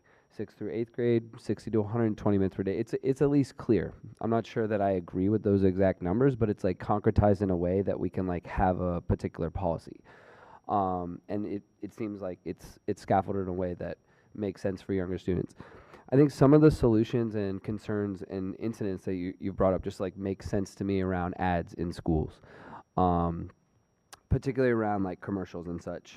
I did have a couple questions around some of like the digital data collection, Mr. Wasilowski. So like my understanding when I think of like first digital data collection, I just think of like the basic information that schools collect from families and students, like demographic information, attendance data, like stuff. But when you say that you would like for families to have a clear process to opt out of digital data collection, like what are the particular piece of information you would want parents to have like an ability to opt out from? I don't know how specific I can be on that, except to say that I think on the prior panel, somebody testified about, accounts being created in children's names, all of that, there are a number of different applications and software tools that DCPS are using. Every time one of those accounts gets created, that information is going someplace, right? So having a clearer line of sight on that, I think, is important, and potentially the ability to prevent information from being shared with certain applications. So I don't know if others have a more specific comment on that. Yeah, and I remember like in our previous meeting, there were a couple other parents who had presented like specifics around that. So it's just something that I'm continuing to try to kind of learn about as we move forward with thinking about the policy and all the different subtopics here. And then, yeah, Ms. Zamana, I only have 30 seconds, so I'm not going to like put you on the spot with something you can't answer in 20 seconds, but I appreciate like the attention to the digital equity piece about this cross-sector and not just like focusing on requiring or minimizing opportunities for students in DCBS, but thinking about what it is across sector. And it's just, to me, this is a big issue of like when we think about change and accountability of how mayoral control fails us. Because when you talk to about the special education piece and not having appointments on that for years, right, people say like, oh, mayoral control, you can at least have accountability with the mayor. We're saying that we don't have that. Thank you. Representative Bess. All right, so I spent 10 years as a teacher here in DC, and for many of those years, I only knew the policies that my principal or my instructional coach taught me. So I don't know if teachers are ignoring the policy, but I do think that it's a management implementation issue. I think the challenge is the policy is so far removed from the practice that the teachers don't even know what they're supposed to do or not supposed to do, which creates an early easy win for you all. And what that could be is making sure that the teachers are aware of what those tech policies are. So making sure that DCPS and the charters are aware and are making sure that they are having some form of training so that the teachers know what those policies actually are. Vice President Goulet. I'd like to thank you all for coming out today and for your testimony. We'll start with Ms. Zambana. I really like the perspective you provided to this because I think it provides the right balance here. We want to make sure we have like equity across the city in terms of access to technology, but at the same time we don't want technology to be used inappropriately for the wrong ages, because that could then be the reverse, is you could have a situation where if you have a student or a classroom that's overcrowded, or you have a classroom with more students with special needs that aren't being met, you could use technology as basically a way to entertain children that's not really helping them educate, that's not developmentally appropriate, and that's hurting the kids' education. So how do you think we find the balance through this, both as a board and a city, of making sure that the resources are equal, which is a big challenge, but then also that we have policies that cross-cut with OSSI that OSSI creates with both charters and our public schools. So I'll turn the time over to you. Thank you for the question. So overall, I think that supplying schools with the technology that they need is made far too complicated. You know how many students are in a building, right? Like we have our guidelines that devices should be 1-to-1 grades 3 through 12 because that's the grades that they test in. The reason you don't want less than 1-to-1 is come test time, when those computers aren't there, then testing lasts longer. And I think we can all agree there's too much testing. That's a different topic. Yeah. And then devices are 1 to 3 for grades below that. And then there are some special circumstances for contained classrooms or students with special needs and devices. As far as, you know, how do we go about, I'm sorry, your second question was, how do we go about? Well, I think just with the equity cutting both ways of making sure that we have policies that are consistent with charters and with our public schools.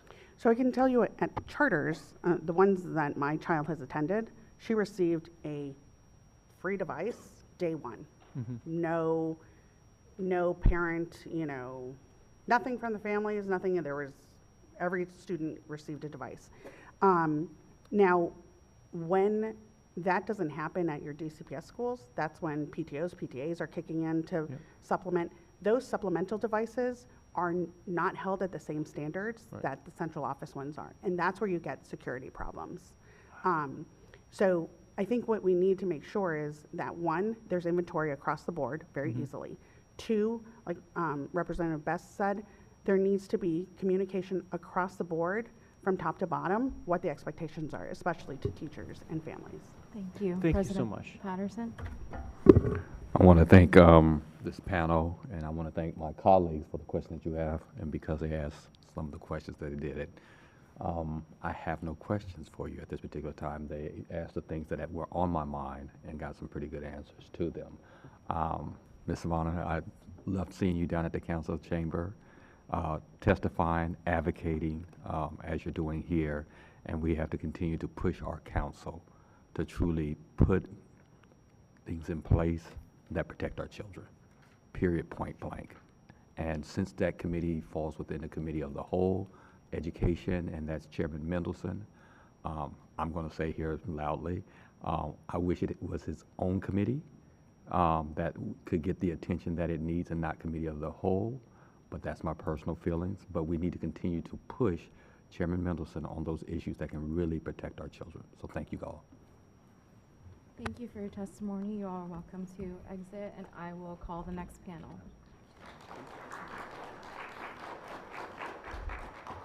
Laura Fuchs, Dylan Craig, Josh Boots, Katie Quattrone,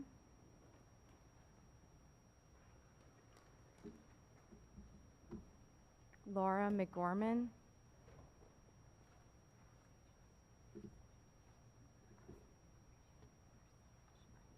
Tanya Barachi,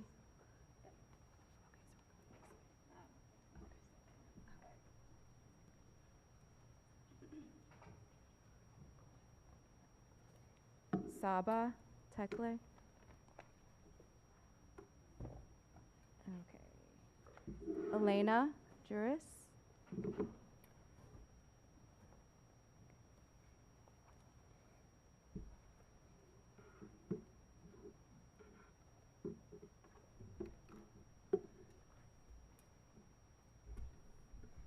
All right, hello. Today I'll be testifying on behalf of the Washington Teachers Union on the primary two topics that are up for a vote: graduation requirements and artificial intelligence, better known as large language models. The WTU urges the SBOE to support the Graduation Requirements Task Force report, and once OSSI's final plan is released, to be prepared to reject anything that deviates from it, especially if it undermines the importance of time in a classroom under the guise of flexibility. The WTU remains steadfast in our belief that time in the classroom with a highly skilled educator is one of the most important resources and investments that we can make for our students. Any attempt to undermine that under the guise of flexibility will harm students, especially those already furthest from opportunity. The original surveys put out by OSSE did not remotely justify significant changes to the graduation requirements, so there's no harm in continuing to work with OSSE to get it right.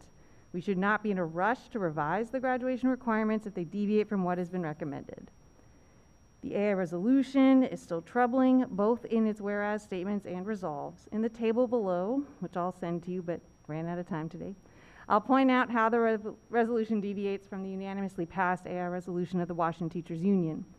In lines 6 through 8, that whereas, the first, we should be calling it what it is, a large language model. It is not intelligent. Second, McKinsey is not to be trusted here, and there is plenty of evidence of companies now limiting the use of AI due to it costing more than the human beings who were fired due to replacing them.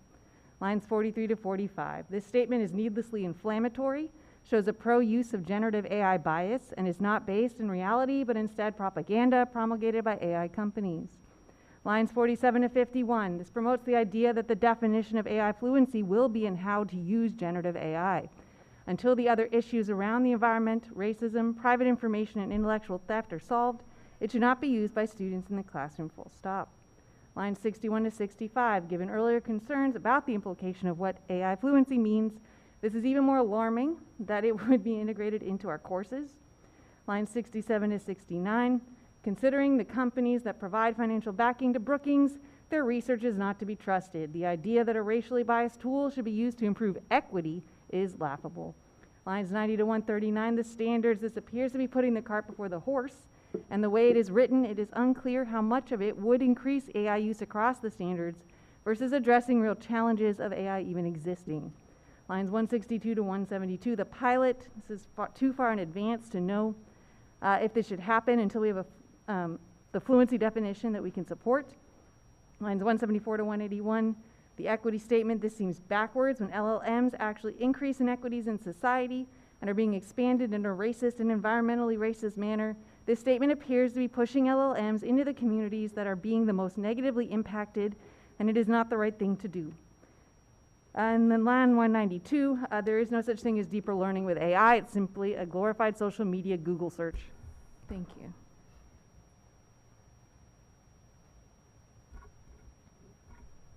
Okay. Hi, my name is Elena Juris, and I have a 5th grader in DCPS, Ward 3. I'm here with Schools Beyond Screens to thank you for your support and to work within your power to act on this urgent issue.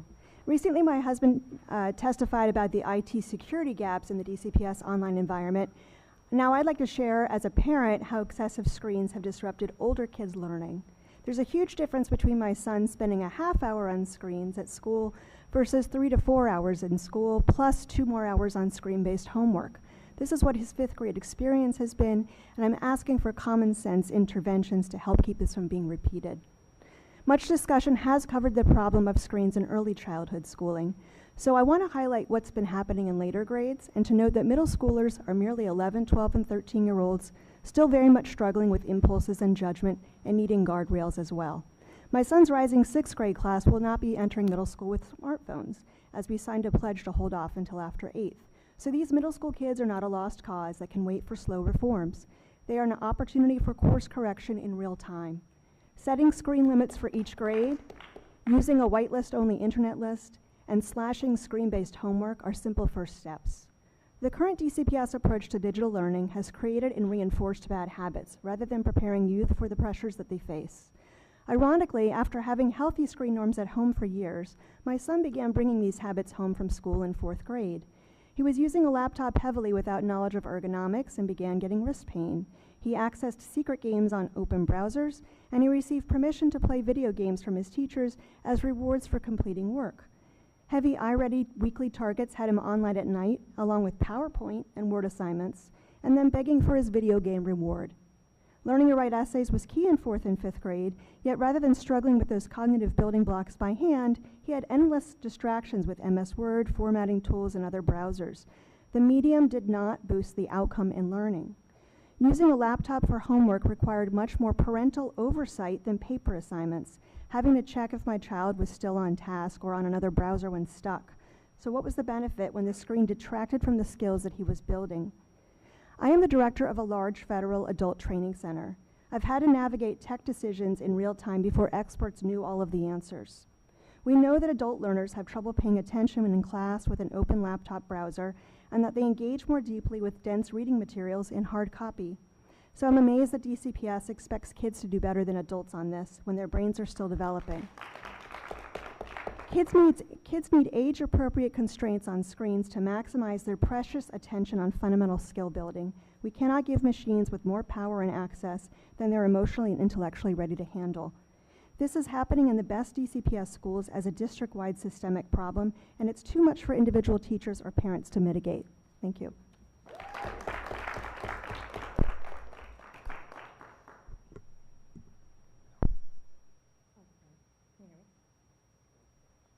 No, there's no light on that one, so try again. How about now? Perfect. Okay, great. All right, thank you. Good evening, State Board members and staff. My name is Tanya Bracci, and I'm Director of Education and Workforce at the Federal City Council. Thank you for the opportunity to testify tonight and to serve on the SBOE Graduation Requirements Task Force. One of the top priorities we all share when it comes to the city's high school graduation requirements is how well they will prepare DC youth for their lives and careers. While there's much to celebrate in the task force recommended version of the graduation requirements, they do not currently effectively ensure that DC students are getting equitable access to the career asset building opportunities that we know are highly correlated with post-secondary success. Simply put, the students who are on track to graduate will continue to access these opportunities, while those who have fallen behind will not. At the Federal City Council, we co-convened 2 industry-led sector partnerships focused on construction and hospitality. And when we engaged over 40+ employers from these sector partnerships, at OSSE's request to provide feedback on the graduation requirements, their universal feedback was that students should have more access to these opportunities to prepare them for career success, which is also what students and families said they wanted. The world is also changing so rapidly that we cannot wait until the next time we evaluate the requirements to ensure they are meeting students' needs. Complementary to the proposal, we recommend these implementation and evaluation ideas. 1, formally request in writing that OSSE continue its course equivalency work, which was paused for 3 years when the graduation requirements process started. OSSE has made progress in this area with its 2023 guidance, which empowered LEAs to identify CTE courses that meet multiple graduation requirements. We recommend providing LEAs with more guidance and incentives to identify additional course equivalencies, including for non-CTE coursework, and allow students to demonstrate mastery in different but equally rigorous ways. SBOE should consider passing a resolution that would require annual scheduled updates from OSSE on their progress with this work. We would also like to offer an opportunity to update the State Board members on the work that has been done in this area, which has been incredible at creating awareness and driving implementation with schools and leaders. 2, OSSE should commit to conducting an analysis before the requirements are implemented in the next school year to identify which students currently have access to career asset building opportunities, so we can see how many students have sufficient schedule flexibility to participate and whether that access is equally distributed. According to the DC Policy Center study on these opportunities, among high school students who participated in school year 22-23, less than 60% reported participating in intensive career asset building opportunities more than twice a week. We know anecdotally that students who are failing a course or change pathways face tighter scheduling constraints, but our data is limited in this area. OSSE has made headway through their course data collection effort, and so that can be a great starting point. 3, the task force recommended that LEAs be allowed to incorporate financial literacy into existing math, Thank economics, you, or Ms. career preparation Garachi. courses. The members have a copy of your statement. Okay. Good evening, State Board members. My name is Josh Boots, and I serve as Executive Director of Empower K-12, a DC-based education data nonprofit that operates the DC Data and Math Hubs, supporting more than 30 charter LEAs and DCPS. In recent years, hundreds of DC students, parents, educators, and community stakeholders contributed to the design of 2 landmark policy documents. Compact 2043 guarantees that every child born today will graduate prepared for college and a high-wage career. And the DC Graduate Profile defines 7 competencies every graduate should demonstrate, including technology literacy and learner agency. OSSE's proposed graduation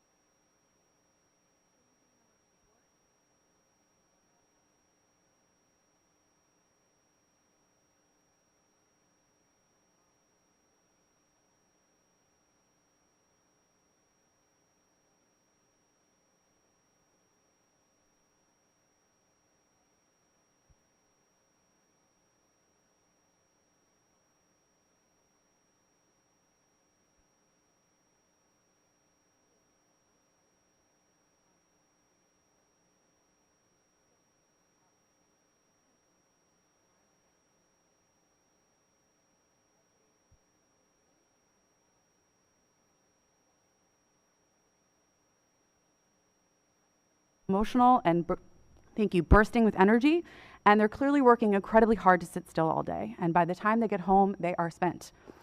But what's happening in schools is not just about listening and sitting still all day. It's about what's happening in terms of increasingly passive forms of instruction in the form of screens. My younger son's preschool classroom starts morning meetings around a smartboard, a screen, books are read from screens, and even brain breaks are delivered through Danny Go, a popular YouTube entertainer. I just learned that this is also against DCPS policy, but in general, I think we should be asking whether or not this is the best use of school time. Psychologist Jonathan Haidt describes modern childhood as a tragedy in 2 acts. First, we reduced opportunities for children to play, explore, and move independently in the real world. Then we filled that time disproportionately with screens. The solution isn't simply fewer screens. The solution is fewer screens and more childhood. Research links greater device use in classrooms during the school day with poor academic outcomes, while physical activity, outdoor play, and recess support attention, self-regulation, learning, and higher rates of mental health. And yet elementary school students in the US average only about 26 minutes of recess a day, often in a single block. And while all children benefit from movement and play, this issue may be especially important for little boys, especially minority boys who continue to experience disproportionate rates of behavioral referrals and discipline. And if we know that self-regulation is experienced and learned through movement, play, and social interaction, then we should be investing more in those opportunities before asking why some children are struggling. Rethinking screens in youngest classrooms is not about rejecting technology. I think this is very clear. No one here is saying get rid of every screen for every 12th grader. What we are saying is that recognizing time in classrooms is finite, and every minute spent in front of a screen is a minute that cannot be spent moving, playing, exploring, or interacting face-to-face with peers and teachers. If we reduce screens, we have an opportunity to replace them with something many children need far more: movement, outdoor learning, and play. I urge the board to establish screen time guidelines, particularly for pre-K through grade 2, and ensure that any reduction in screen use is reinvented in additional recess, outdoor learning, and movement. Thank you for your time and for considering policies that give our children more of the play-based childhood they need to thrive. Thank you all for your testimonies. We will now begin a round of member questions, starting with Representative Colson.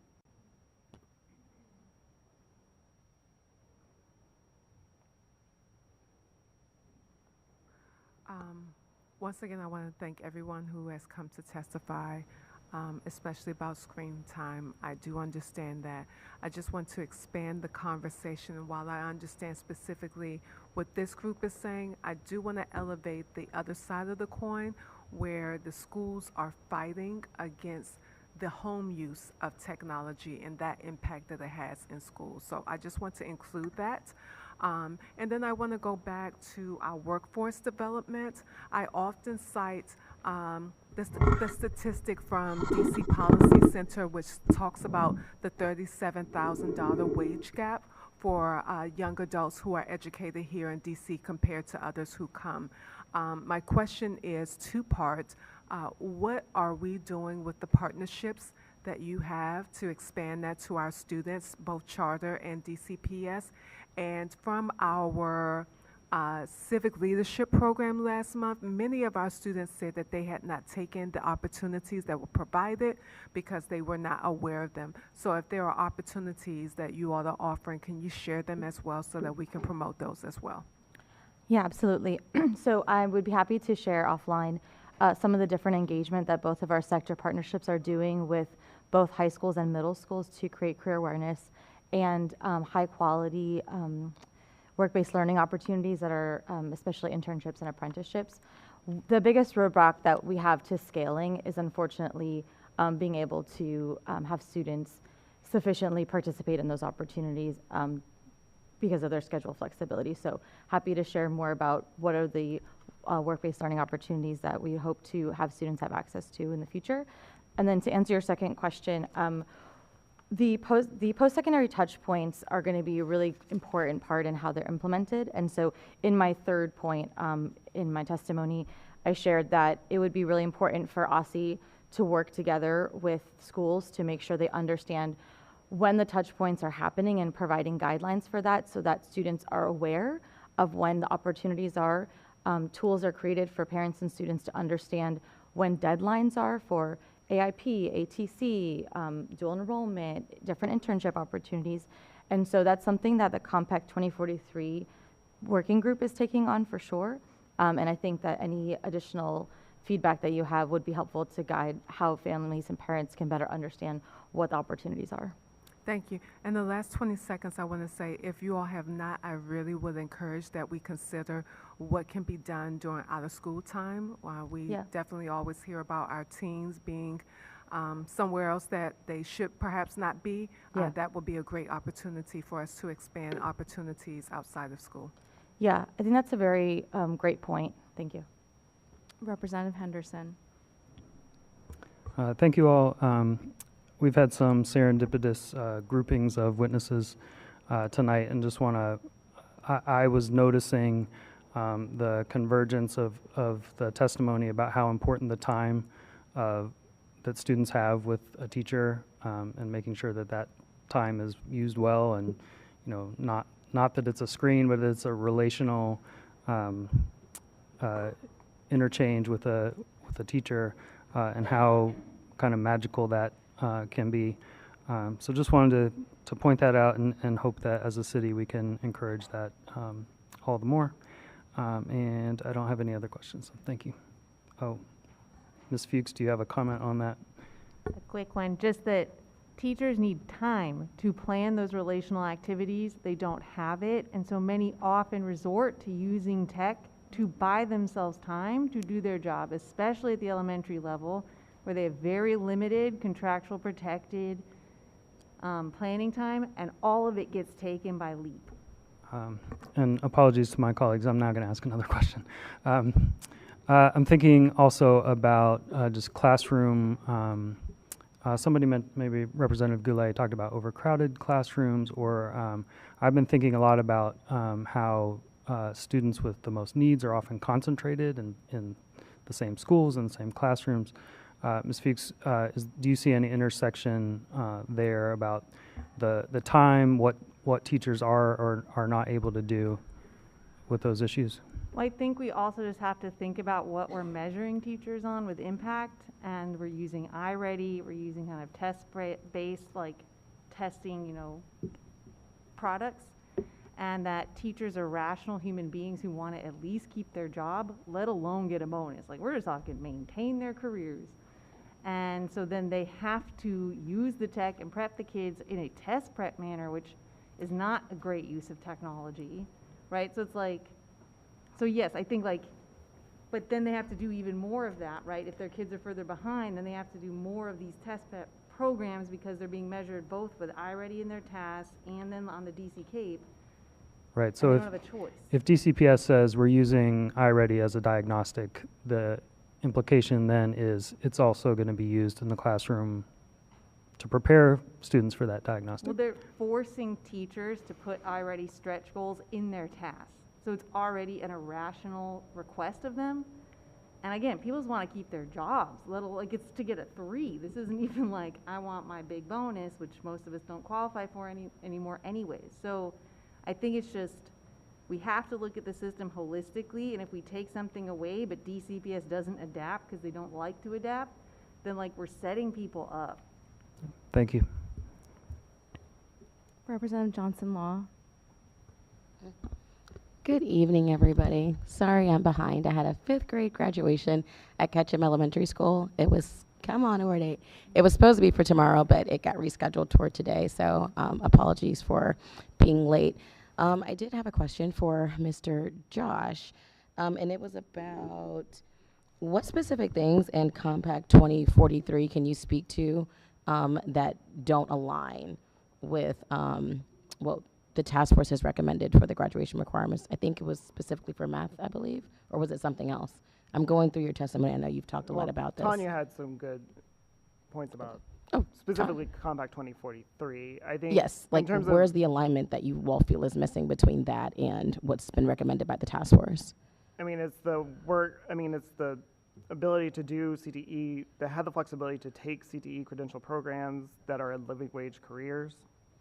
Is one. Tanya, if you want to. Tanya, please, yes, thank you. Sure. I think taking a step back, we all were hoping that this would be an opportunity to look at the larger vision. There were skills that were shared with the graduate profile but it's really unclear how the graduation requirements are going to ensure that students are going to meet those skills and learn about them. And, you know, for example, technology proficiency was talked about a lot today. That's a critical skill. So I think understanding how all of those interface with the high school experience. And then in terms of Compact 2043, there are goals that we've set as a city and different agencies about what students are going to be able to do and achieve. And so just understanding how those will crosswalk, how ensuring that the students who are taking those graduation requirements are going to be able to meet those goals. There's just not a lot of current connectivity between that. And do you all know, when did you all finish Compact 20? When did you all finish looking at it? Were y'all on the task force or for that? Or do y'all have an idea when it was finished? I am on one of the task force groups for advising. My understanding is that it was the final document was published in March, and I'm happy to share it with you. And there are ongoing task force groups that are open for people to join. I think maybe what would be better for the board to see is you all are saying that specifically we passed this, we looked at this, it's supposed to be matching the grad profile. Mm-hmm. If you all could give us some type of visual of like what is in there versus what, you know, versus what the task force is recommending. I got you. I mean, we can do that also. LaJoy, I think that's something we should be asking OSSI to do, right? Like, we had these documents, we had these things, these graduation requirements should be aligned with those, that they should be sharing us, like, these are the 7 things in the graduate profile. Here's how they are represented in the requirements. Same thing with the Compact 2043. Like, here's how we're moving towards this.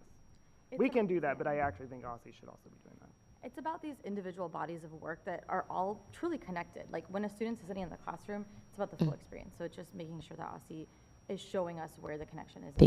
Thank you all so much. I'm out of time. Thank you. Representative Thompson. Good evening. I want to focus on the high school graduation requirement testimony. I want to thank first Tanya and Laura for serving on our task force. And I think maybe the most efficient way to work through this, because I want to make sure I'm understanding what you're asking us to consider.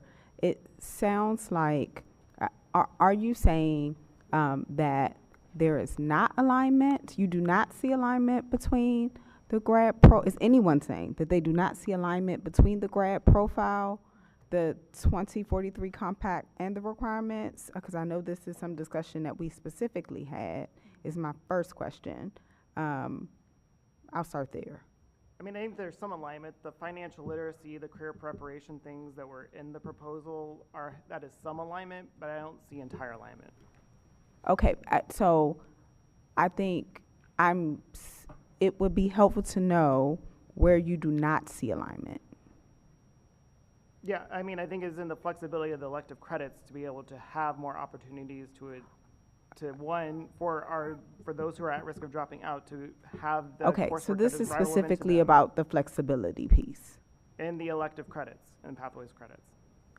Okay. Now, I want to ask a different question. So we have essentially the proposal changes if accepted, and you know, the board has sent a letter, which is not exactly the task force report, literally by half a credit. Are you saying that the half a credit is an additional burden? Are you saying it should have been lower than the 24 credits altogether, or is there something else that I'm supposed to take from this? Well, the national median in terms of most states have 24 credit hour requirements. The national median of the number of elective requirements is greater than 5. We are at 3.5. So I'm going to say back to you what I think I heard in what is a more straightforward way. You do not have an issue with the fact that we have this is a 24.5 credit proposal. You are saying that more of the credits should be elective? That's correct. Okay. Now, with my last 20 seconds, Ms. Fuchs, you were a teacher at HD where they had CTE. I'm curious your reaction to some of the things Mr. Boots has raised. Yeah, my kids take 32 credits. and set back most DCPS comprehensive high schools, I believe all of them, that is how we operate. They did CTE, they did AP, and they did dual enrollment, and most of them did all three, and they did internships, and they were just fine. Representative Williams. Yeah, Ms. Fuchs, I'll give you time to kind of elaborate on that because I think there's a juxtaposition here between kind of what I'm hearing with the critique that there's not sufficient accountability and then just your experience. I'm kind of trying to tease out the differences between them. I mean, Woodson has at least 3 pathways. Maybe they've added a 4th. So like kids are taking pathways starting in the 10th grade. We still do the double up of English and math, which I don't adore, but okay, we do the double up in 9th and 10th. But they're still able to take the CTE starting in the 10th grade. They still get all their credits. Now we don't have a lot of English or a lot of foreign language or art courses, but that's more a funding problem. We just literally don't have them because we're not funded appropriately. Then like I do AP courses on top of my regularly offered, 10 AP courses. A lot of my kids senior year took 3. They also did dual enrollment, sometimes having to leave my class a little early if it was 4th period, like just to travel, right? But they were also doing like the online ones in the school. Like there's so many opportunities, like you can use the schedule that exists with 32 credits, which is what almost all DCPS schools offer. And the day's not crazy long, like it just is what it is. Gotcha. Thank you. And then, yeah, I mean, I appreciate the continued testimony around tech. I do want to kind of think about what guidelines at earlier ages can be helpful, but also like I think to Ms. Fuchs's point as well is like what curricular resources do teachers have? It's super concerning to me that at the elementary level, like iReady would be incorporated into a teacher's task goal. Because if teachers' evaluation is based off of using a platform and their livelihood and job, and they could lose their job for not using the platform, then they're going to use the platform. And so, like, that is a perverse use of a standardized test to continue to then incentivize using the standardized test. So I think we really need to think thoughtfully about the proper application of those tools. And yes, making sure we're using appropriate measures of student growth, but not using it in ways that are inappropriate for technology. And I have 30 seconds left, so I'll give it to you, yes. I think the community from Schools Beyond Screens would agree with that. I also think that, again, these are not rocket science proposals we're making. LA County Schools did not completely abolish use of iReady. They continue to use it for diagnostic testing, but if you're at grade level, you don't have to do it as a school requirement for 45 minutes. It can be age-based. I mean, the time limits we've just been discussing, whether or not it's 0 to 20 for pre-K 3. I mean, these are not, we don't have to throw the baby out with the bathwater. If we want to continue to have sort of metrics that you can evaluate all schools against each other at, that's perfectly commonplace. We're talking about excessive use of screens in our youngest classrooms, unrestricted use of things like YouTube. I mean, this is common sense stuff. Representative Best. Yeah, so a wise person once told me, we don't want humans in the loop, we want humans in the lead. All right, that wise person was Josh. So, no, I've been thinking about this a lot lately, and I think I've just like finally come up with like what I've been trying to say with consumption versus mastery. Like students should leave school able to use technology as a tool and not depend on it to learn, especially as a replacement. So I have like nieces and nephews who are in high school and they can do just about anything with the computer outside of typing fluently, creating a PowerPoint, a spreadsheet, draft the proper email. So my question is it's actually for Laura, for someone who's been in schools, especially high schools. Can you speak to that dynamic of like tech and students in high school and how or where should we be placing our emphasis? I've definitely seen that myself, right? Like trying to like assign a PowerPoint or making a flyer or something like that, and like realizing even with like my 10th grade or 12th grade students, they're kind of like, do what? It's like, wait a second, what? Like, or, you know, they don't even know how to like do the double spacing sometimes because I guess they just weren't asked to do it. because they're usually typing into like, they are typing and they're typing papers and things, but they're kind of typing it into like certain programs and platforms that maybe don't require them to use Word. So no, I do agree. I think, and of course I'll teach them, the steps they need to teach. That's not a problem, but I do think kind of figuring out how to integrate some of the tools that we know in the workforce that we do use, and then how to kind of use them well. They're very quick at adapting and like learning it, and they liked PowerPoint, so we did a lot of PowerPoint, like kind of presentations, poster making, that kind of stuff using PowerPoint. But no, it is true. I think it is lacking. Like they use tech a lot, and then they come in and I'm just like, wait, you don't? Oh, okay. Yeah, it's like we use tech a lot, but we don't use tech at all. And so I guess that goes back to the intentional use of technology point that everyone's like been hammering home. And so I guess I want to make sure that, we're thinking about what that looks like as well. So thank you again for your advocacy, and thank you, Laura, for your comment. Representative Chang. Ms. Fuchs, you mentioned OSSI's original engagement this time and also last time, and I'm curious actually if we can zoom out. I'd just love your take on where you think that how do you think that process went? Well, I think it's just, they had the survey. Survey's fine. But like when you looked at the survey and like what would you change? Almost everything fell below 50%. So when I'm looking at it, I'm like, what does that mean? Like they like listed all these things from like things people want the most to the least out of, I don't know, 600 some odd responses they said, which, it's not terrible. Though I think they said people could take it twice, so I don't know if 600 individuals took it, but whatever. Basically, I'd have to go back and pull it up, but like when you look at kind of the list and it showed like all these bars, right, and it looked really far to the right, like they want these changes, but then the number was like 50%. I was like, so most of them didn't want the change. And then it just went down from there. So then it was like, the thing was at the bottom was like 10% of the people want it. Let's make the change. Like, wait, who's saying they want this? Like, where did the complaint come from besides the Federal City Council?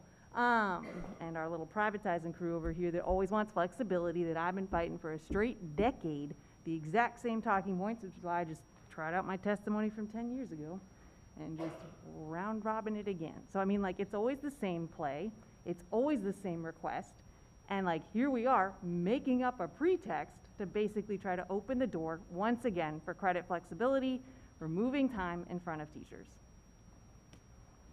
I would appreciate your response. A lot of respect for you and all the work you do. I work with students every day. We are not doing enough, right? I think the numbers are clear. Students are dropping out. They're not graduating career ready. So I don't think the same playbook from 10 years ago is really going to keep working for our students. And so we have to look at what we know is true. What we know is true is that connecting students to career asset building opportunities makes them feel like they're more connected to the next steps after life, helps their post-secondary outcomes, and improves their potential income and earnings. And that's what we want to have happen for our students. And so, I'm not saying that everything has to be done in a certain way, but I think we need to be able to look and change and look at other states and look what they're doing. And credit equivalency is one of the things that has worked. This isn't about taking away classroom time. This is about making sure that students don't have to sit in a second classroom of a skill they've already mastered and a class that they've already taken, and allow them instead to learn on the job, which is another way of learning that's very critical for their post-secondary success. Thank you both. Vice President Goulet. I want to thank everybody for testifying today. I'll start with Ms. Juris. How much would you say is screen time versus like written homework time? So if your child has, let's say, an hour of homework, how much would you say percentage-wise is screen versus non-screen? Or just tell me how much homework on average they would have. So I will say my son attends a school where they tend to exceed standards, and so that means they have more homework time. Yeah. On an average night, he would have maybe a book review due, and that would be due on the computer. It takes kids different amounts of time. For him, that would definitely take at least an hour. Okay. A 5-paragraph book review, and then he'd also have to do his iReady working towards his weekly targets. So this experience of wanting your child to come home, not be on screens, do chores, engage, but they have this screen assignments due. And I have to say I found that it took more parental oversight to have him on a screen versus saying, oh, go do your math sheet. Right. It just took a lot more time. And I have one child. I can't imagine what it's like if you work in the evening or you have multiple kids.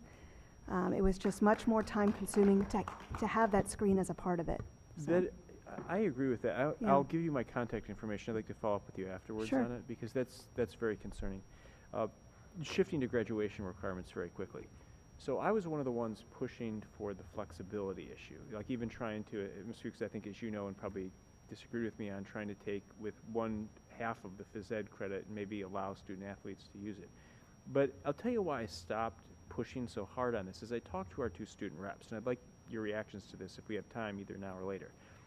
And what they told me is that the credit flexibility issue isn't that big of an issue.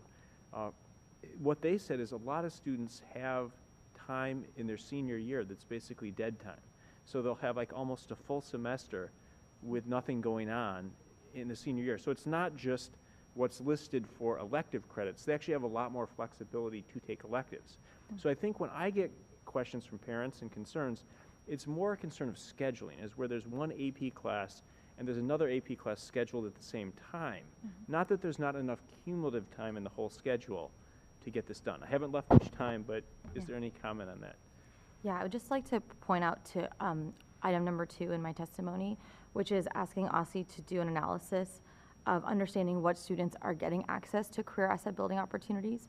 We have program-specific data and we have anecdotal data, but we don't, as an aggregate, understand which students are getting access to opportunities and understanding if schedule flexibility or scheduling or what is the hang-up.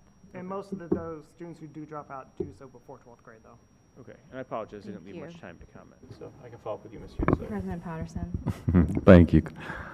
Okay, this question is going to be for Ms. Parucci and for Josh Boots, and I want you guys to help me with something real quick, okay? Because you guys brought up the subject of, you know, graduation requirements and the alignments to Project 2043, okay? And in my mind, I keep saying this word, proficiency, but nobody really wants to talk about that word, but it's stuck in my head, okay? So I want you to help me because, Josh, I'm going to pick with you first because you're my friend and I know you. The graduation rate in the city is what? 70-something%. 79, okay. And the career and readiness rate is? 16. The percent of students who are meeting level 3+ on the CAPE assessment, Yeah.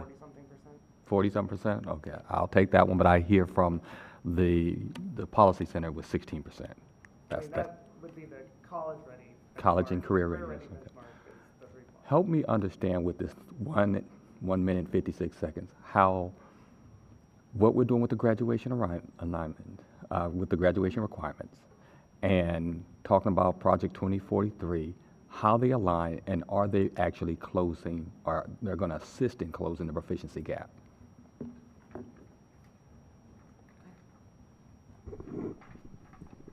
Well, I'll take this on the math side. Okay.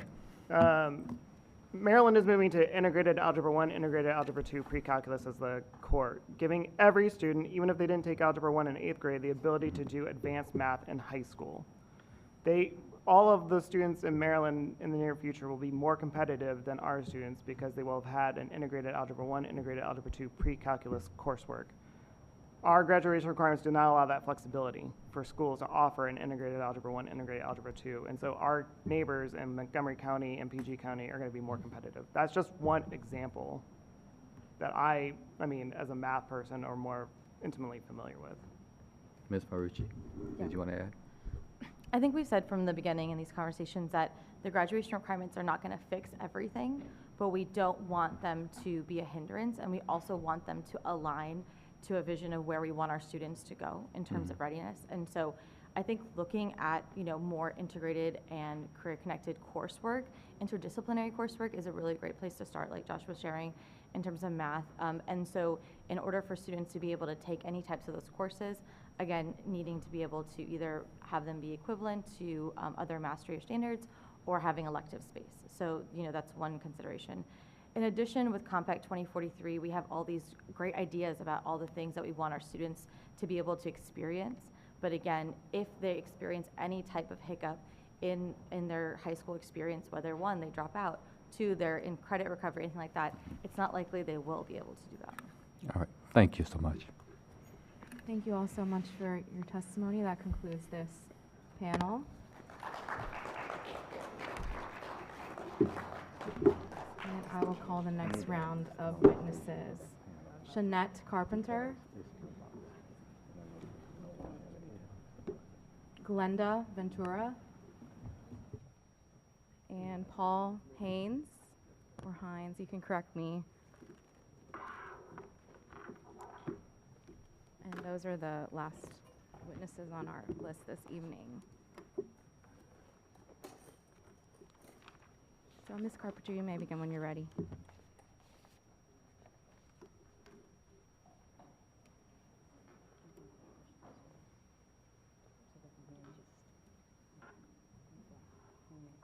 I'm sorry, do I just start? Hello, can you hear me? Yes, you may start. Oh, I could just get started. Awesome. All right, sorry. Hello, everyone. I've thoroughly enjoyed this meeting. My testimony is on next-gen workforce readiness. My name is Shanette. My name is Shanette Carpenter, to be very specific. I'm the founder and chief executive architect of the CDMA business model. I am here testifying today as a stakeholder in the community, a parent, a person who's committed to educational technology, a profound researcher with a long-standing service footprint connected to Washington, D.C. youth, including and across specifically Ward 6, 7, and the Great 8. I also come before you as a custodian of a 100-year family legacy of Black workforce innovation, rooted in the Harlem Renaissance. My work directly comes from and honors my great-grandmother, Elise Perkins, who owned an employment agency in the 1920s. And as they journeyed on into the Great Depression, she launched a business school in Queens, New York. This legacy is preserved at the Schomburg Center for Research in Black Culture, managed within the New York City Library System and a legacy catalog. That legacy informs my work today, helping young people move from classroom participation into documented career readiness, creative ownership, and long-term economic opportunity. Right now, the district faces a critical opportunity. Across our schools and communities, students are creating digital media, technology projects, code, campaigns, stories, and intellectual assets every single day. But too often, those achievements are treated as temporary classroom assignments instead of evidence of real skills, career readiness, and future economic value. When student work is not properly tracked, protected, or validated, we lose proof of what young people can actually do. That creates gaps in workforce readiness, post-secondary opportunity, digital equity, and long-term economic mobility. The solution is not simply another elective, short-term program, or one-off initiative. The solution is stronger infrastructure. Through the CDMA business model, our evidence-based CTE ecosystem, we support structured learning environments that help students build documented evidence of skill every single day. Portfolio development, creative technology readiness, AI awareness, and workforce-connected learning. This is about ensuring that students are not just completing projects, they are building proof of skill.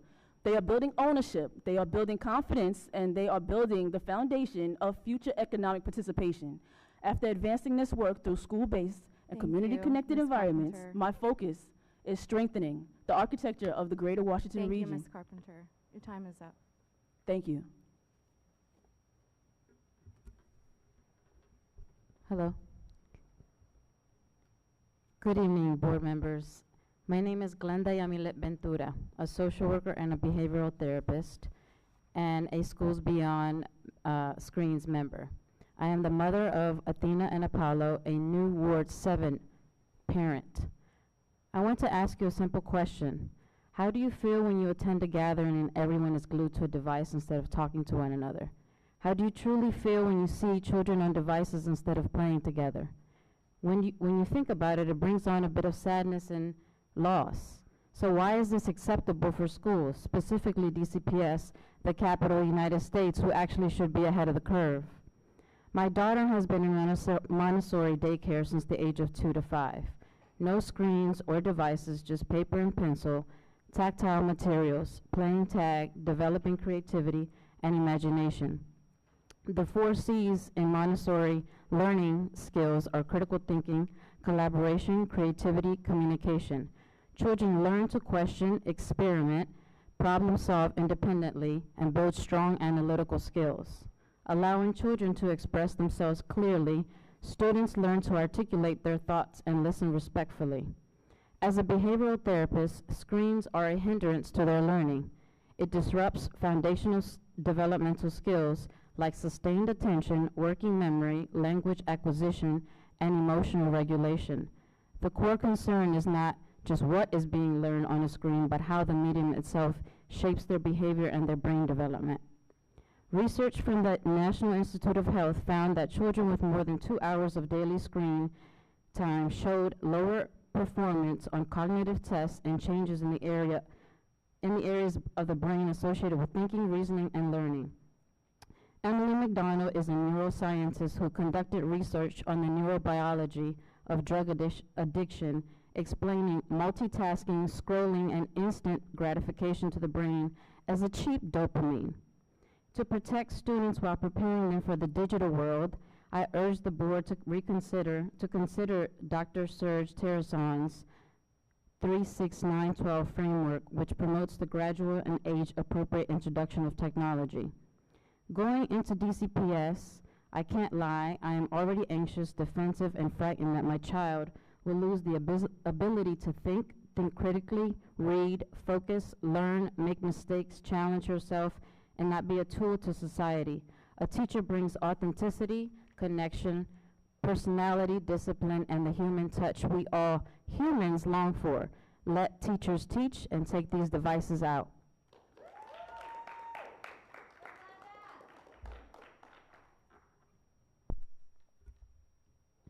Members of the school board, Oh, thank can you for press this the time button to again? speak. My name is Paul Hines. I'm the founding director of the Gen Can you, Out Youth excuse me, Chorus. can you push the button on the microphone again? Yeah. Thank you. Can you hear me now? Perfect, thank you.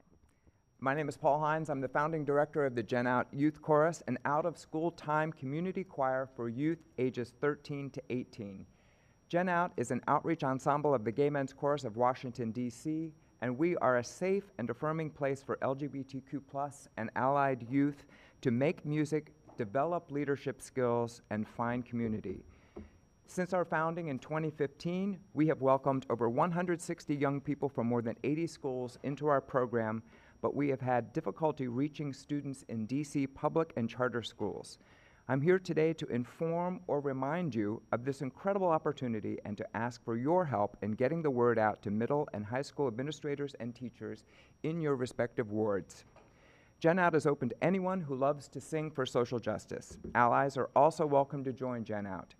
We are committed to removing as many barriers as possible to participation. We're non-auditioned, we offer scholarship assistance up to 100%, and we rehearse and perform at accessible venues that are within 3 blocks of a metro rail station.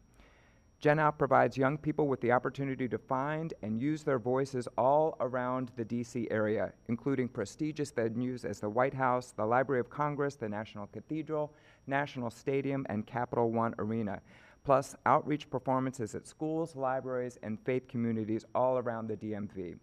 We also take summer trips every 2 to 3 years, and in summers when we are not traveling, we host a week-long summer camp in DuPont Circle. Gen Outers have participated in leadership workshops with professionals from companies like Amazon, mentorships with members of the diverse GMCW community, and master classes with professional singers from the ensemble The 13. Gen Outers have presented workshops about LGBTQ+ inclusive teaching at state and national conferences where they educate adults about LGBTQ inclusive teaching practices. I believe that Gen Out is a great opportunity for young people to develop school skills in music and in leadership, to build their resumes within a supportive educational environment, and to find community, such a critical component to the formation of positive self-image. I brought with me today packets of information about Gen Out for you to have on file or to share with administrators in your wards. I'm a fully background-checked volunteer within DCPS and would be very happy to meet with and talk to administrators, teachers, and/or students on campus whenever it's convenient. We will accept new singers again this fall. It's our goal to one day, sooner rather than later, have every ward in DC represented by at least one singer in Gen Out. Thank you for your help spreading the word about the Gen Out Youth Chorus. Thank you all for your testimony. We will now move to a round of member questions, starting with Representative Henderson. Thank you all for your testimony. Just a couple more things on the ed technology issue. One, I want to make sure Representative Best gets credit for drafting a resolution that is now before the Committee on College, Career, and Life Readiness that we'll be looking at. And the other thing, I've asked questions about this, but would also appreciate your continued thought around the questions of like what ed technology we use for the older ages, and like how we evaluate what is effective and what is not, and who we trust to make those kinds of judgments. I am fortunate to have some people in my life who I can turn to and ask about academic research, and especially around math. I have a sister who's in secondary math education. My father was a child psychologist and well-versed in stats, and so he can look at curriculum and associates study that's associated with Johns Hopkins and show me where the holes are, which I can't do myself. And you know, the evidence itself is contested. So I think we need an arbiter to make those kinds of calls. And it even harkens back to the governance discussion that we were having before.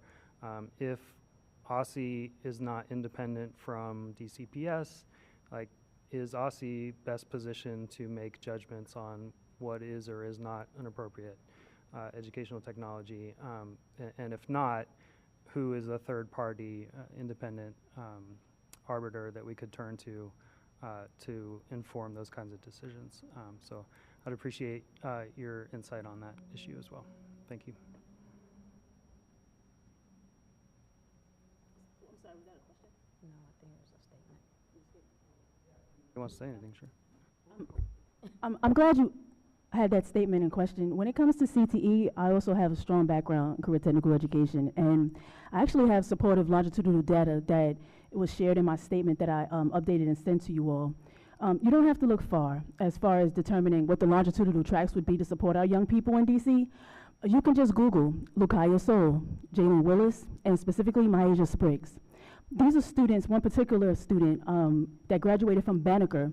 She was in middle school at the time, and she actually wrote the book, The Poem Bin. We was working with her on creating some digital assets. And just to fast forward, because it is in a reading, she actually is now pre-med, looking forward to using the digital assets she created over 10 years ago to fund her medical growth, which is phenomenal. But Myasia Spriggs is just one of many. She graduated from Banneker High School. She attended Kelly Miller Middle School. We worked with her for a significant amount of time. The goal, and this in retrospect, I'm just generally here to make sure that we are clear that there are educational tools that are available to track digital Ms. portfolios. Carpenter, your time is up, but I will call on the next member. Representative Johnson Law. Thank you. Thank you all so much for your testimony. And again, to all of you who are here, thank you all so much for being here. I haven't met you all just yet. I'm a single mother of a child who has disabilities. Do any of you all have children that have special needs at all? Just a show of hands who are in the group. Anybody have a child who's diagnosed that has a disability? No, I don't have children, but I'm a behavioral therapist for children with disabilities, and So I you have have more a- than 15 years of experience. Okay. And then because I'm talking to the group, yes, the panel, but also the group. Have you all talked to parents in Ward 8 at all? Or have anyone come to Just raise your hand. Just yes, yes. Oh, it's okay. We have. Okay. I just wanted to make sure because Ward 8 is a very vulnerable population, and I want to make sure that we're being very sensitive to the equitable aspect. Yeah. You all work with PAVE. That was my next question. Have you all also engaged with PAVE? Because they also emailed us. Okay. Because they also talked about a balanced approach. And so as many families are in different situations, you know, we each are dealing with different things. We each have children, whether they have a disability or not, or like my child, you know, disability may look different from somebody else. But even if she didn't have a disability, all children are still different. And I want to make sure that we are centering families in an equitable way, but also in a compassionate way. Yeah. Okay. My other question is to this panel. I'm assuming you all got the information or the letter that DCPS wrote, that the chancellor wrote last week. Okay, and so. Hold on, guys. Sorry, they said I can't engage people at the table. So for the people at the table, because that's why I kept telling you all to raise your hands. Did you all receive any type of communication from DCPS about what they were doing for this technology at all? No, not. She would know more details than I would because my daughter hasn't started in schools just yet. Okay, so you all have not received any. No. Okay. No, right? No. Okay. Okay. That defeats my other question. So we'll talk after offline. Okay. And thank you all again for your advocacy, and happy that you all are interacting with PAVE, and happy that you all are all centering all families from different types of backgrounds. Did I say right? Is it Shanetta? Did I say right? Did I say right? Did I say Shanette? Yes. Miss Shanette, for CTE, again, I know you heard about the graduation requirements and all the good things, but 15 seconds left. Okay. Outside of grad requirements, CTE honestly really should be a lifestyle. What should schools be doing just in general to really center CTE? They need to require evidence-based portfolio work by actual CTE teachers that are in the field of workforce development. Got it. Thank you, my dear. Representative Thompson. I want to thank everyone for their testimony today. Really appreciate the offers to connect about the programs and opportunities. Look forward to getting the package. And if you have materials about your programs, I will welcome that as well. I have no questions and yield the rest of my time. Representative Williams. Yes, I feel similar to Representative Thompson. I appreciate all of your testimony, and I would also be interested in and can commit to disseminating the information to Ward 1 schools. So thank you so much for bringing that. Representative Best. Thank you for coming up here. I have no further questions at the moment. Representative Chang. Paul, thank you for sitting with us from the very beginning of the meeting and being our last person to testify. What can we do to help?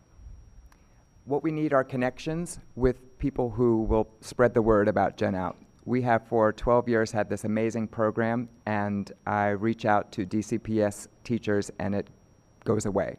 It doesn't get to the schools. It doesn't get to the students. I know there are gay kids out there, and I know that they need community, and teachers and administrators are not spreading the word. So I'm hoping you influential people will be able to say, hey, Principal so-and-so, do you know about this program? And are you letting your students know about it? And if you're not, here's some great information about it, and hand them the packet, or encourage them to attend a concert. That's what we need, are connections. You can help. Sorry, go ahead. You can help by ensuring that you guys vote yes for SR 26-10, and ultimately demand that we have CTE infrastructure in schools to manage career readiness portfolios from pre-K through 12 through an evidence-based CTE ecosystem to support our young people and protect their IPs. Paul, have you spoken at ward education, like ward-wide education? It's mostly parents. I have not. No, if that's something you recommend, I'm happy to do that. Might be a place to also talk with more community members. Thank you for that advice. Parents who are engaged in their schools, which may be an outlet with less friction than going through the formal processes Mhm. of the school. So, but thank you all. Thank you Thanks. to the parents who have also been with us since the beginning. I've actually engaged with parents and with DC Department of Parks and Recreation throughout the year consistently through like late night hype and just being in the community. And I've also served as a South by Southwest EDU mentor with policy holders. Representative Colson. Thank you to everyone for their testimony this evening. I just want to expand the conversation. I know that many of you are the wonderful parents of little ones in elementary school. When you all come back, because I know you will be back, it will be great to have input or a representative for a parent that's a middle schooler or a high schooler, because I would like to know what the impacts are on that level as well. And I just want to reiterate once again that so many things that happen on social media for our older kids come into the school and distract. So I think it's a partnership that we really need to look at both ways. But I love this conversation. Let's continue, and would love to hear from parents of older students as well. Thank you all so much. Vice President Goulet. Well, I want to thank everyone on this panel for coming in to speak tonight. Mr. Hines, I appreciate you also meeting with the SAC. I think that was really a great opportunity, and thanks for providing inclusive opportunities for all of our students after school, and I'm glad to help try to promote the great work you do on this. I'd just like to shift back to the technology issue one more time, and just want to thank everybody for coming out again on this specific issue. I think it's really going to be a key issue for us to tackle in the fall. You know, I've looked at, like, I think there's 3 issues we've got to tackle, and I think 2 we can do right away this school year. You know, we're looking at the age appropriateness. I keep hearing over and over again of students accessing content that's not appropriate for their age. I think that's something, and by appropriate I mean like harmful, scary, violent, things like that. We've got to stop that right away, and we should be able to do that without any sort of complex legislation.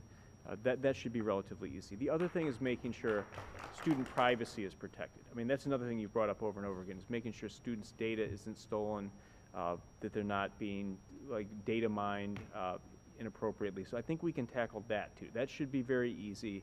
There should be safeguards in place to make sure that doesn't happen. I think the third thing is a little bit more complex, and that's making sure that we develop across the board age-appropriate standards for what's the right amount of screen time, what's the right use of screens, both in and out of school. And then, you know, at each level of learning, that we have standards across the board. I think that's something where we're going to have to work with DC Council, we're going to have to work with OSSI, and that's why we're excited in August when we get our virtual capacity back to be able to talk to experts across the country on that, because that's a bit more nuanced of a conversation, where I think the first 2 are things that we really should be able to do in a straightforward manner. So I think I'm excited, you know, Representative Best has introduced this. It's in committee right now. I'll commit to keep working with you all, but then, you know, also follow the lead of the committee and work with them on this really important issue. So I just want to thank you all for coming out again. Let's keep in touch over the summer on this, and let's see what we can get done, you know, on those 2, what I think are low-hanging fruit, and then try to tackle the larger issue throughout the year so that by school year 27-28, we really have some standards in place. Yeah, Dr. Serge Terrason in Europe, they've implemented this already, the 3, 6, 9, 12 sort of appropriateness to technology. That would be great, Yeah. and we can incorporate that and look to what other states are doing, and then try to have something that applies to DCPS and charters, both in and out of school, I think. And by out of school, I mean like homework time, because I think that's important. So I'll just look forward to working with everybody, and thank you again. Okay. Thank you. President Patterson. All right, thank you. I appreciate the panel and everyone that has come tonight to testify. I do want to make one statement really quickly as I look at my colleague down the aisle, so to speak. I want to make sure that when we're asking questions or answering questions, that the panel is actually answering it. I enjoyed the passion in which we want to support and do advocacy, but I need only the people here at the desk to answer that question, okay? And our panelists, the only person to ask are the people on the panel, okay? Thank you, ma'am. because I'm figuring you guys will probably be here a few more times as we try to go through this and we're advocating for things. And I just want to make sure that each panel is given their due process and time to answer because they've waited to do so, okay? So if y'all could do that for me, I would appreciate it, okay? That is my last statement. Thank you, ma'am. All right, thank you all so much for your testimonies. That concludes this panel and our public witness testimony for the evening, Mr. President. All right. Now, based on the amended agenda, we will now move to consider remaining administrative items. SR 26-7, calling for the inclusion of a full-length novels in approved ELA curricula and including local school advisory teams in the decision-making process for curriculum. At last month's public meeting, we voted to postpone the vote on SR 26-7 until today. As such, we will now move to vote on SR 26-7, calling for the inclusion of full-length novels in approved ELA curricula and including local school advisory teams in the decision-making process for curriculum changes. Is there a motion? So moved. There's been a motion by Representative Goulet. Is there a second? Second. It's been seconded. I'm going to go with Representative Henderson. All right. The motion has been properly moved and seconded. I'm waiting to see if there's, yes, sir, Representative I'd Henderson. like to move at this time a Goulet. motion to waive the reading of the resolution, please. Okay. Second. All right. It's been properly moved and seconded to waive the reading. Okay, so all in favor of waiving? Aye. Any nays? Okay, it is approved. Okay. So last month, a student representative shared that the SAC statement for that resolution, and I know our deputy director, since they're gone, will be reading that. Is that correct? All right. Yes. Thank you. The Student Advisory Committee expressed broad support for the inclusion of full-length novels in approved ELA curricula, with the resolution passing overwhelmingly 24 yeas, 2 nays, 0 abstentions. Members emphasized the importance of ensuring that students have meaningful opportunities to engage deeply with literature through sustained reading, analysis, and discussion. Several themes emerged throughout member feedback. Support for expanding the resolution beyond middle school, including suggestions to require at least 1 full-length novel in both 9th and 10th grade. Interest in balancing instructional time dedicated to reading with the growing amount of time spent on standardized testing, recommendations to incorporate independent reading assignments and book reports aligned with curriculum goals, questions regarding how schools would structure classroom discussion and literacy analysis within existing schedules, concerns about how parent or community review processes could potentially limit access to diverse or challenging literary content. Members generally agreed that full-length novels strengthen critical thinking, comprehension, discussion skills, and long-form analytical writing, while also helping students build stronger engagement with literature overall.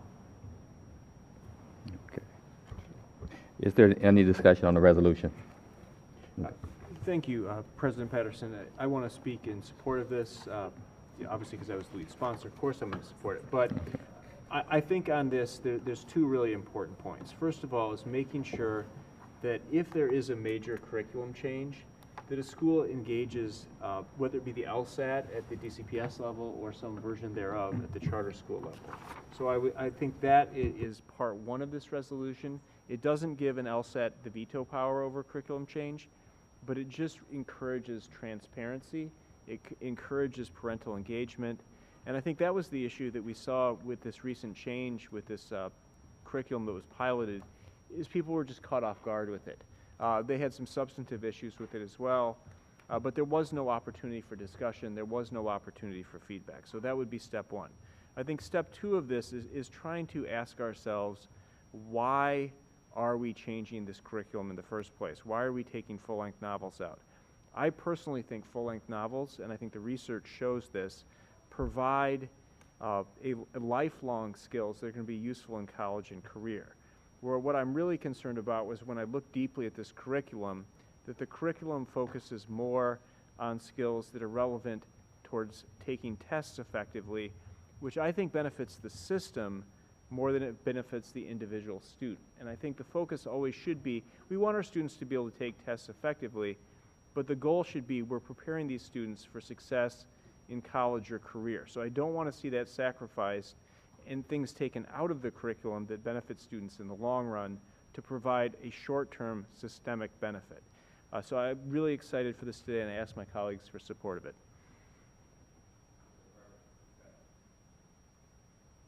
Is there further discussion? Representative Williams? Yeah, I'll quickly speak. I'm a fan of kids reading books, and I think that like it's a responsibility generally of teachers and schools to communicate in their class what students are reading. We have back to school night. Teachers have newsletters like that. I'm not necessarily a huge fan of the LSAT being the proper role there, but generally speaking, communication between schools and parents to make sure parents are informed and have some form of say, or at least some suggestions of what to read isn't necessarily a bad idea. So I'll support this tonight as it moves forward. Yes, ma'am. Dr. Colson? I'm excited about this. I think if I had a soundbite, it would be me discussing the wage gap and the proficiency and how our students are not competing DCPS versus charter. It is our DC students against students across the nation and even students across the world. And because we know that, we have data on that, we need to do everything that we can to make sure that they are ahead of the game, and us reducing things such as novels to short passages is not the way that we're going to close this gap. So I'm very excited to support this resolution. Thank you so much. Further question or discussion? It's okay. Seeing no further discussion, the motion is to adopt SR 26-7. Deputy Director, will you call the roll? Representative Best. Aye. Representative Chang. Aye. Representative Colson. Absolutely. Representative Henderson. Aye. Representative Johnson Law. Aye. Representative Thompson. Aye. Representative Williams. Aye. Vice President Goulet. Aye. President Patterson. Aye. SR 26-7 has passed. All right, thank you. SR 26-10, recommendations for building students and educators' readiness in the age of artificial intelligence. We will now move to vote on a state resolution, SR 26-10, recommendations for building student and educator readiness in the age of artificial intelligence. As a reminder to members and the public, this is a new resolution that was added to the agenda at our working session. Is there a motion?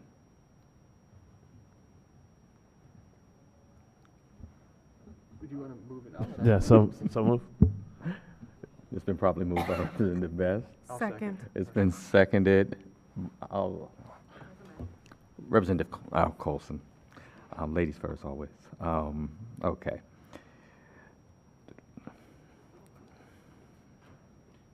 Mr. President, if it's Yes. appropriate, I'd like to move for to waive the reading of the resolution at this time, please. I was trying to give you that second to do so. Second. There's been a motion and a second to waive the reading. All in favor? Aye. Any nays? Abstentions? It carries. Okay. Is there discussion on the resolution? Yeah. Sorry. I'm trying to see hands on both sides of me. Which would you like to do, sir? Okay, Representative Best. Thank you all. So I'm introducing this resolution after carefully listening to feedback from our families, our students, and our educators and community members. Based on that feedback, I made some considerable changes to ensure that the language more clearly reflects the intent of the resolution. If passed, this resolution would urge OSSE to establish a clear human-centered definition of AI fluency and create developmentally appropriate expectations for students across grade levels. For our youngest student, that begins with curiosity, explaining their thinking, protecting and distinguishing between what's real and what's fabricated information. As students get older, it would include evaluating AI-generated content, identifying bias and misinformation, understanding privacy and plagiarism, and learning when technology can support their work and when they should not rely on it as well. Ultimately, this resolution is about preparing students for the world that they're entering without sacrificing the skills that make them thoughtful learners and capable human beings. AI will continue to shape education, employment, and civic life, and the information our students encounter. So I think it's our responsibility to ensure that they're not simply consumers of this technology, but critical thinkers who can question it, understand it, command it responsibly, and know when not to use it. I hope that I can get you all to consider a yes on this resolution. Thank you. Representative Henderson. I say this with some confliction in my soul because I know how long you've been working on this, and the same with the previous resolution that we passed. I am encouraged that OSSI is arriving at some conclusions that we encouraged them to a long time ago. I also want to acknowledge and appreciate the changes that you've made in response to specific feedback. At the same time, even though it's been a long time, I am uneasy with the way that it's coming at the end here, and that's why I voted not to agendize it.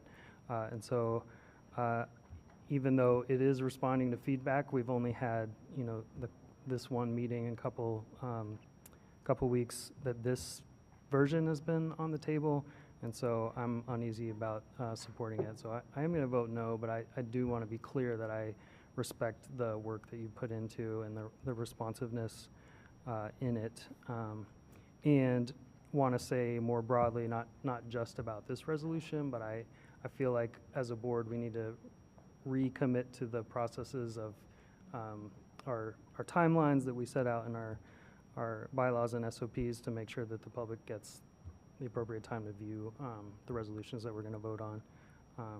And I'll just leave it at that. Thank you. Further discussion. Representative Goulet. Yeah, so thank you. I want to thank you, Representative Best, for your work on this. And would point out, you know, I respect what you're saying, Representative Henderson, but I would also like to add to it is that the reason we added it in the manner we did as a new title was there was debate, and I'm not going to rehash that debate, but debate about whether we could amend the title of the resolution, which I still think we could have under Robert's rules. So this isn't really a new resolution. It could have been done as taking the old resolution up and then just simply amending that. So I don't want this to be suggested that this is like a deviation from process. This is really was done out of an abundance of caution so that we could not have to be forced to rename the resolution and there wouldn't be any confusion there. So this has been on the table for some time. I think we've reviewed it. I think you've made all the changes people have come in and said and really worked with people on it. So I'm going to support this today and appreciate your persistence to try to get us to a place where we're not making a definitive decision on this, but we're trying to ensure that OSSI puts standards in place that will be across grade level and that will really give guidance to both our public schools, our traditional public schools, and our charter schools. So thank you, Representative Best, for your work on this. All right. Other comments? All right. Seeing no more discussion. Oh, I'm sorry. Go right ahead, Representative Chang.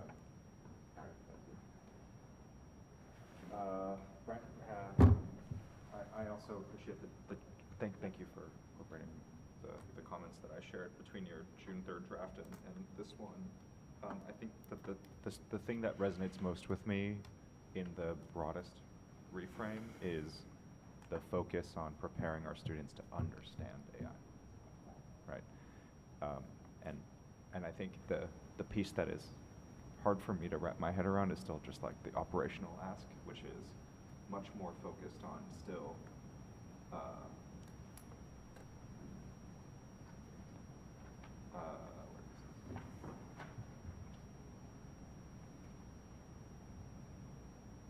it's still focused on 6 operational asks, right? There's defining AI fluency, developing standards, supporting educator training, launching a pilot, ensuring equity, protecting foundational learning, and I know I wish we had.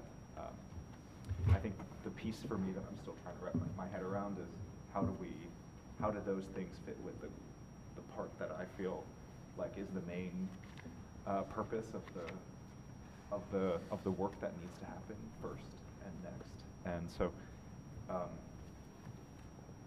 President, is there time for me to ask a question and have it respond, or should? Okay, yeah, sure, great. I would love your thing. How do we reconcile those things? Because I do think that I read those 6 asks and read something quite different, actually, than preparing our students to just understand AI. Tell me more.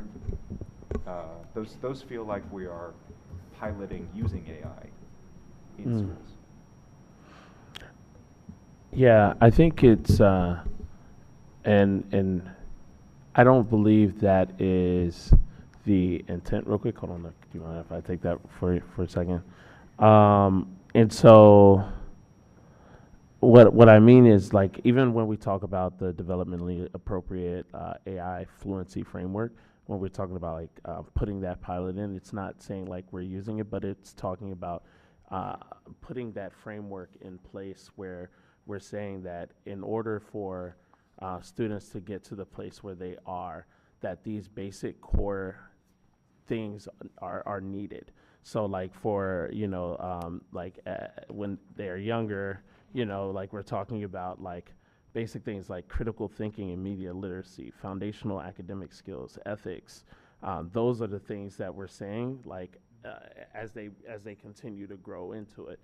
And so it's not saying that we're teaching them to use it, but we're teaching them the human skills that are necessary for them to be able to master it later on. And as far as like being, once again, the same thing I said earlier, we want people to have mastery and not just be consumers. And so yes, I'll leave it right there. Okay. Any more discussion? That we're good. I guess I'll jump in. Yeah. Transparently represented best. I also really appreciate your focus on this and the continued work, and I want to see us. I don't see this as a one-time conversation. I think there's many pieces to this puzzle, and we're not just grappling with this as a city. Like, the world is grappling with this. This is a really big topic. Recently, as a DCPS teacher, I was forced by OSSI to do a 3.5-hour AI training. And it was somewhat instructive at times, and then didn't give any real resources to be able to kind of use in the classroom. It aided my understanding, and then in our advisory classes for the last 2 advisory months, we've talked with students about it, and they're very against the reticence of teachers using AI because they feel like teachers are inappropriately using AI at times, and then also them using AI because they feel like it's not helping them get the skills. So I'm also I'm trying to figure out where I stand with, like, tackling this so that students can understand it with what you're saying, and being weary that there's a lot of opportunity for potential harm here. I hate to say this, but like, have you all like actually read it? Yeah. I mean, okay, I'm just, and the reason why I say that is because it's not talking about like necessarily teaching AI per se. So when we talk about it, like it'll say like they develop deeper fluency, like when we get to high school, about like analyzing how AI systems, like they might have the bias or the social impact, or understanding ethical and environmental implications, and developing preparedness, like to use it eventually, right? But it's like how, like with creative problem solving, like towards the end, like all throughout prior, it's like just saying like the human skills that are necessary to get to that space. So it's not like we're saying, okay, we're trying to teach you how to use AI, but it's saying like making sure that the students have those skills that are necessary for them to actually eventually be able to master the skills that are necessary to use in as they use AI later on down the road.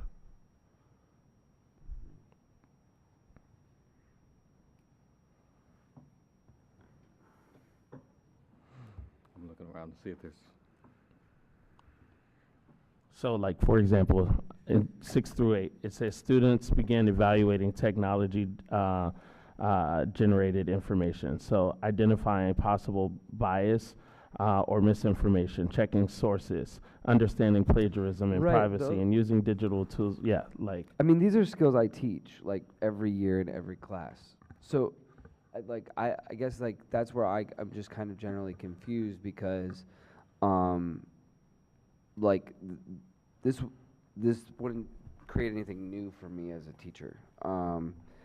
In that piece, and I don't question at all the intention of the resolution. I think just the application to some ways and kind of how I'm interpreting the implementation of developmentally appropriate AI fluency framework still feels a little nebulous to me. Like I'm just wondering what that really means. Like if we're saying we want to use a AI fluency framework, that what does that mean? That means that whenever you are creating systems for schools to follow, that there has to be some type of framework. And I don't believe that this is saying that this is the exact thing that it could do, but it's saying like this was what it could include. But I do think that you need a framework if you are designing or developing anything. Yeah.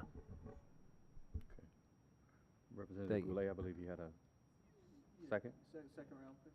So Representative Ben, just a couple questions on this. You know, the way I read this resolution right now is it's not trying to prescribe, you know, any specific standards. It's talking about age-appropriate guidelines for this. So trying to have OSSE, not us right here, right now, but have OSSE look to see what should students know at each age of development through this. Like what's developmentally appropriate, what's the right pathway towards learning about AI. Is that correct?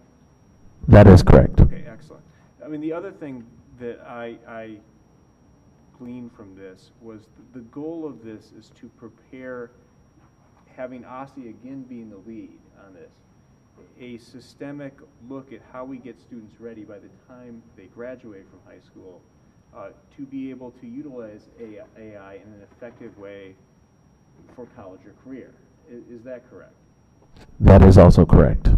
And then lastly, the way I finished reading this is that by setting these standards, you know, as AI continues to develop, which we know it will, is that OSSE in the future could then change those standards to get students to whatever level they need to be at that time. So the way I've read this is it seems like you're really just trying to kind of lay out a framework for this discussion to occur with OSSE so that we aren't left behind. Because as I understand it, AI is here right now, and we really haven't done much. We're in the infancy of doing things right now. Is that an accurate reading? That is also correct. Okay. All right. Well, then I'm excited to support this. I understand what it's trying to do, so I appreciate your work on it.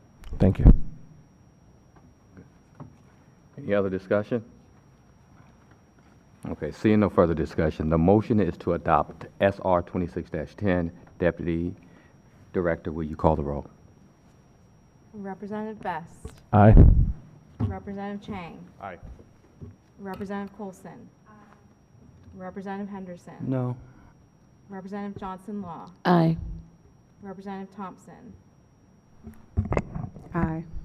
Representative Williams. Present. Representative Goulet. Aye. President Patterson. Aye. SR 26-10 has passed. Thank you. Now we will consider the Kindergarten and Pre-Kindergarten Enrollment Flexibility Act of 2026 for transmission to the DC Council. Is there a motion? So moved. It's been probably moved by Representative Goulet. Is there a second? Second.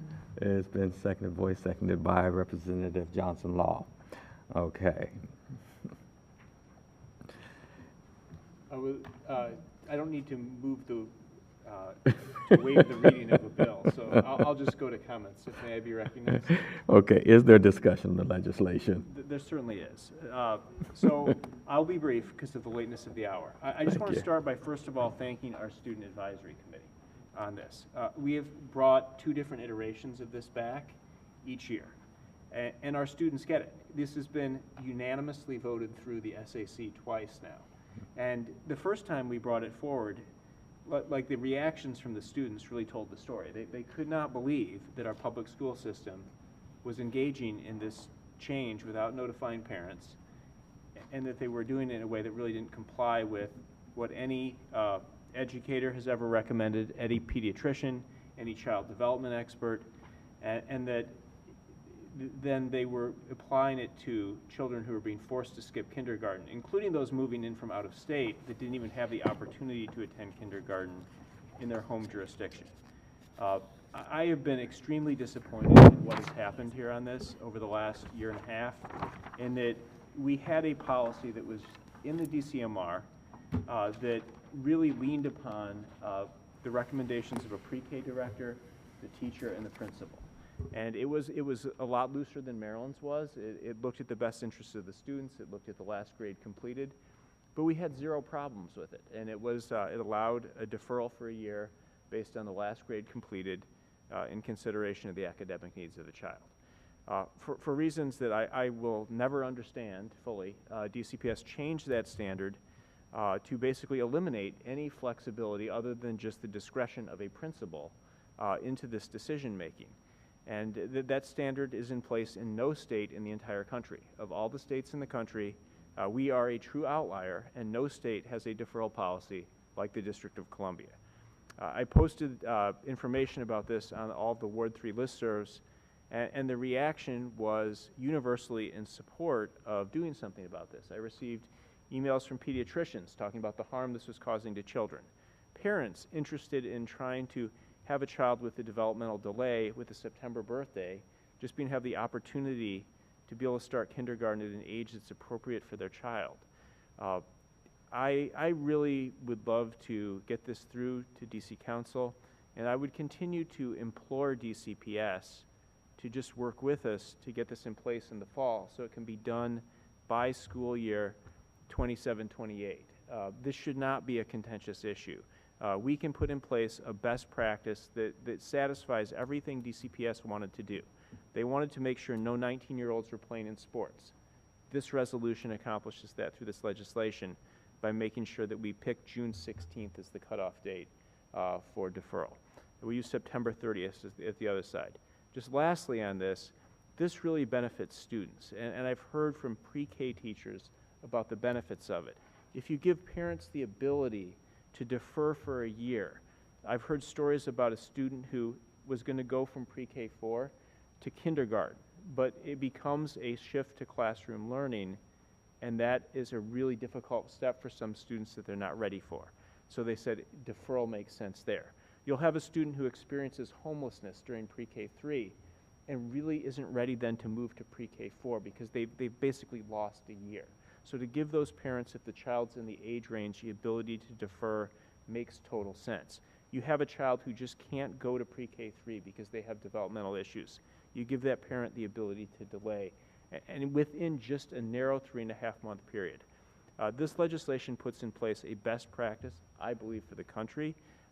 It aligns us with what a lot of states are doing, including Maryland, and but with even stricter guidelines, because what it does is it ensures that students are going to be attending either a licensed child care facility or a licensed school or a DCPS or charter school pre-K program. So I want to thank Representative Best for his suggestions last year, and I want to thank Representative Chang for working with me last week to clarify the language and then tighten it up so it looks more like what Maryland did. So thank you for those recommendations. Appreciate the opportunity to speak. I ask my colleagues to support this and look forward to a hearing at the council. So what I think I need to do is, yes, at this time I should move the amendment nature of substitute. Okay, so thank you, President Patterson. So at this time I'll move the amendment nature of substitute, and then I think we would vote on that. Is that correct? And then vote on the underlying measure. So moved on the amendment nature of substitute. It's been moved. Is there a second? Second. Seconded by Representative Thompson.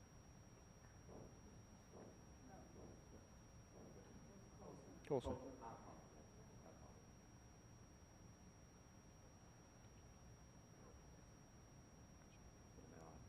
Yeah, so if on the amendment nature of a substitute, which just incorporates the changes I just discussed with Representative Chang, if we could vote on the amendment nature of a substitute and then go back to the underlying measure for any further debate, would that be acceptable? Okay, so moved, and it was seconded, so I guess would call for a vote. All in favor of the amendment? Aye. Aye.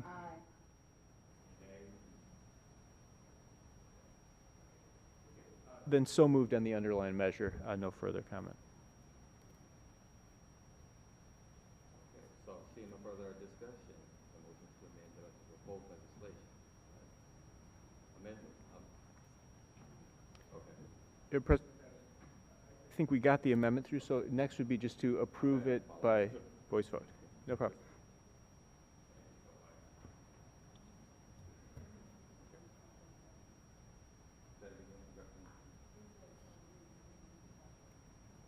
Is there a second? Second. Representative Best, thank you for the second.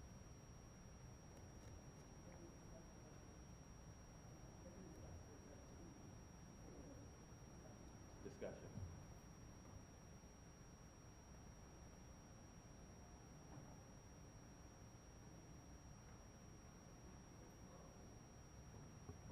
Seeing no further discussion, the motion is to transmit this legislation to council. As a reminder to the members and the viewing public, a supermajority is required for legislation. Deputy Director, will you call for the roll? Representative Best. Aye. Representative Chang. Aye. Representative Colson. Representative Henderson. Aye. Representative Johnson Law. Aye. Representative Thompson. Aye. Representative Williams. Aye. Vice President Goulet. Aye. President Patterson. Aye. The motion to transmit the council to the District of Columbia and the legislation, Kindergarten and Pre-Kindergarten Enrollment Flexibility Act, has passed. All right, thank you so much. I will now entertain a motion to adopt the high school graduation requirement task force report. Is there a motion? So moved. It's moved by Representative Henderson. Is there a second? Second. It has been seconded by Representative Thompson, the task force co-chair. All right. Is there discussion on the report? Okay, I'll go with Representative Henderson first, just because he's one of the co-chairs, okay? Thank you all for receiving the task force report and engaging with it as we move to our board-wide recommendations to OSSI. I thank you for giving weight to what the report said. You saw again tonight that there was not total agreement on everything, but we did try to convey dissension to you for your consideration. I would also offer that I'm available. I imagine my co-chair is also available to answer any questions that you might have remaining about the task force deliberations as we move towards OSSI's counterproposal and eventual vote. Thank you all.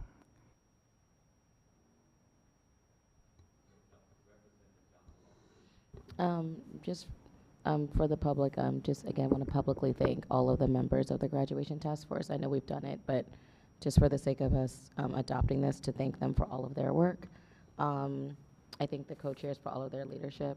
Being on the CCLR committee, like this was the bulk of our committee for a good while, and there was a lot of meetings. So thank you to Representative Thompson and to Representative Henderson. I want to say thank you to the board for also indulging me as we really talked about recommendation 6 and the practical studies diploma, and to the public who really took time to weigh in to make sure we get this right for our students with disabilities. And I also want to say thank you to the board for being receptive that we are inclusive of all sectors in the city, because these recommendations will affect all of our students. So again, I just want to thank the board for everything that they've done.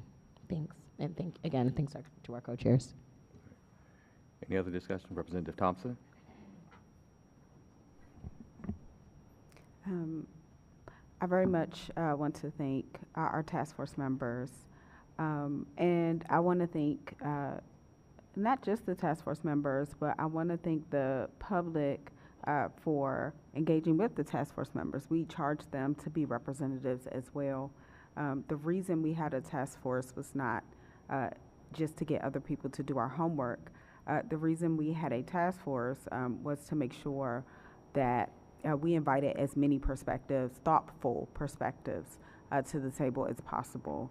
And I'm really proud that folks actually grapple with some really difficult topics, because these do have consequences for our students in our city. So I am very proud of the work we've done around the high school graduation requirements.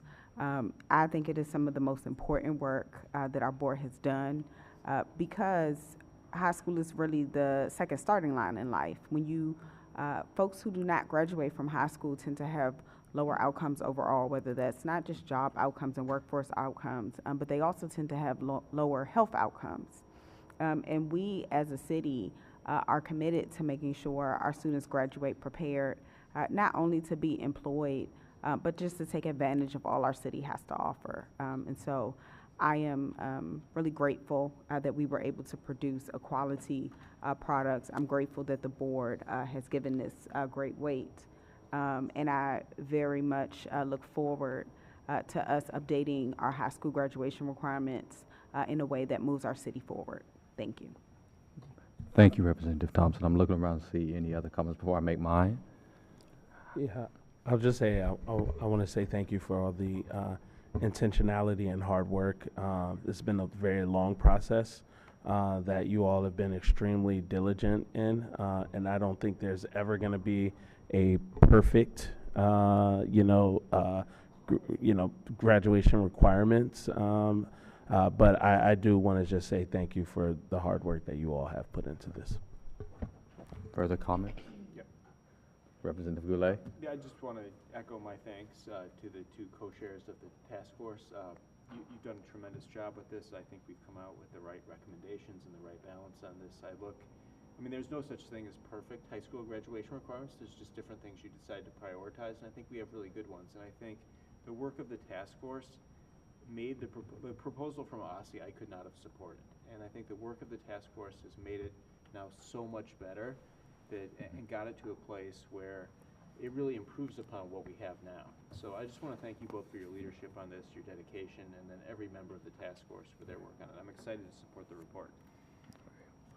All right, thank you. Representative Chang.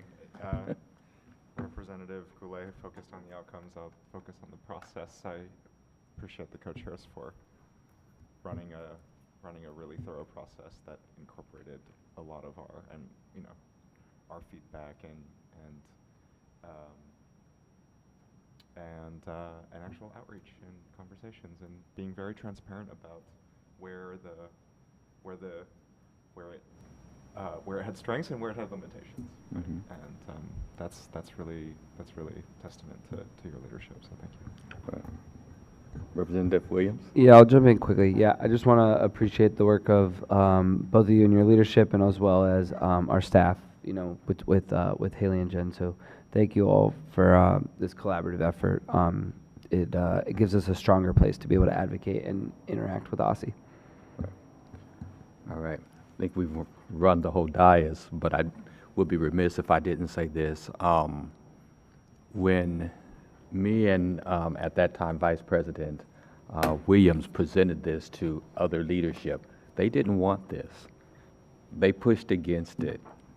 And I really appreciate you guys for pushing forward to making sure that community was able to do what they did and add what they added to this particular graduation requirements. I don't think we would have what we have if it were not for you guys' leadership and just really bringing community and other stakeholders into this, because I just remember, a person in elected official that was like, no, why are you having that? Like, do you need that? Why do we need that? There's going to be time to do input, but through your leadership and just making sure that the right engagement to groups that normally don't engage, or it's hard to reach them to get engaged, they did.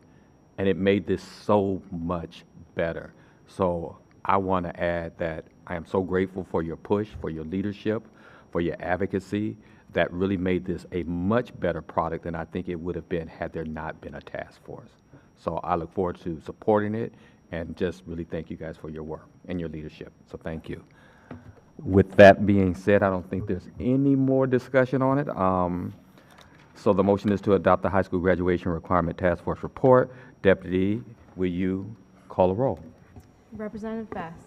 Aye. Representative Chang. Aye. Representative Coulson. Aye. Representative Henderson. Aye. Representative Johnson Law. Aye. Representative Thompson. Aye. Representative Williams. Aye. Vice President Goulet. Aye. President Patterson. Aye. The high school graduation requirements task force report has been adopted. All right, I can see the finish line, y'all. Okay. I will now entertain a motion to adopt the school year 2025-26 Student Advisory Committee Annual Report. Is there a motion? So moved. It has been moved by Goulet. Is there a second? Second. It has been seconded. I'm going to go with Johnson Law. The motion has been properly moved and seconded. Is there discussion on the report? Discussion? Discussion. I'm not seeing any discussion, okay? So the motion is to adopt the school year 2025-26 School Student Advisory Committee Annual Report. Deputy, will you call the roll? Representative Best. Aye. Representative Chang. Aye. Representative Coulson. Representative Henderson. Aye. Representative Johnson Law. Aye. Representative Thompson. Aye. Representative Williams. Aye. Vice President Goulet. Aye. President Patterson. Aye. The 2025 to 2026 school year Student Advisory Committee Annual Report has been adopted. All right. Members, are there any announcements or comments you would like to make before we adjourn? Representative Johnson Law from the Great Ward 8. I love the Great Word 8. This to the public, just wanted to tell everybody, I hope you had a great school year. For many of our schools, I think tomorrow is the last day of school, correct? I know for my daughter is, even though she's at a charter, but I believe DCPS is, and so I know we started the year off in August wishing everyone a great school year. I think it I'm sure, I can't speak for the board, that's for the president and vice president, but I'm sure everyone on this dais wants to wish everybody a happy, healthy, safe summer.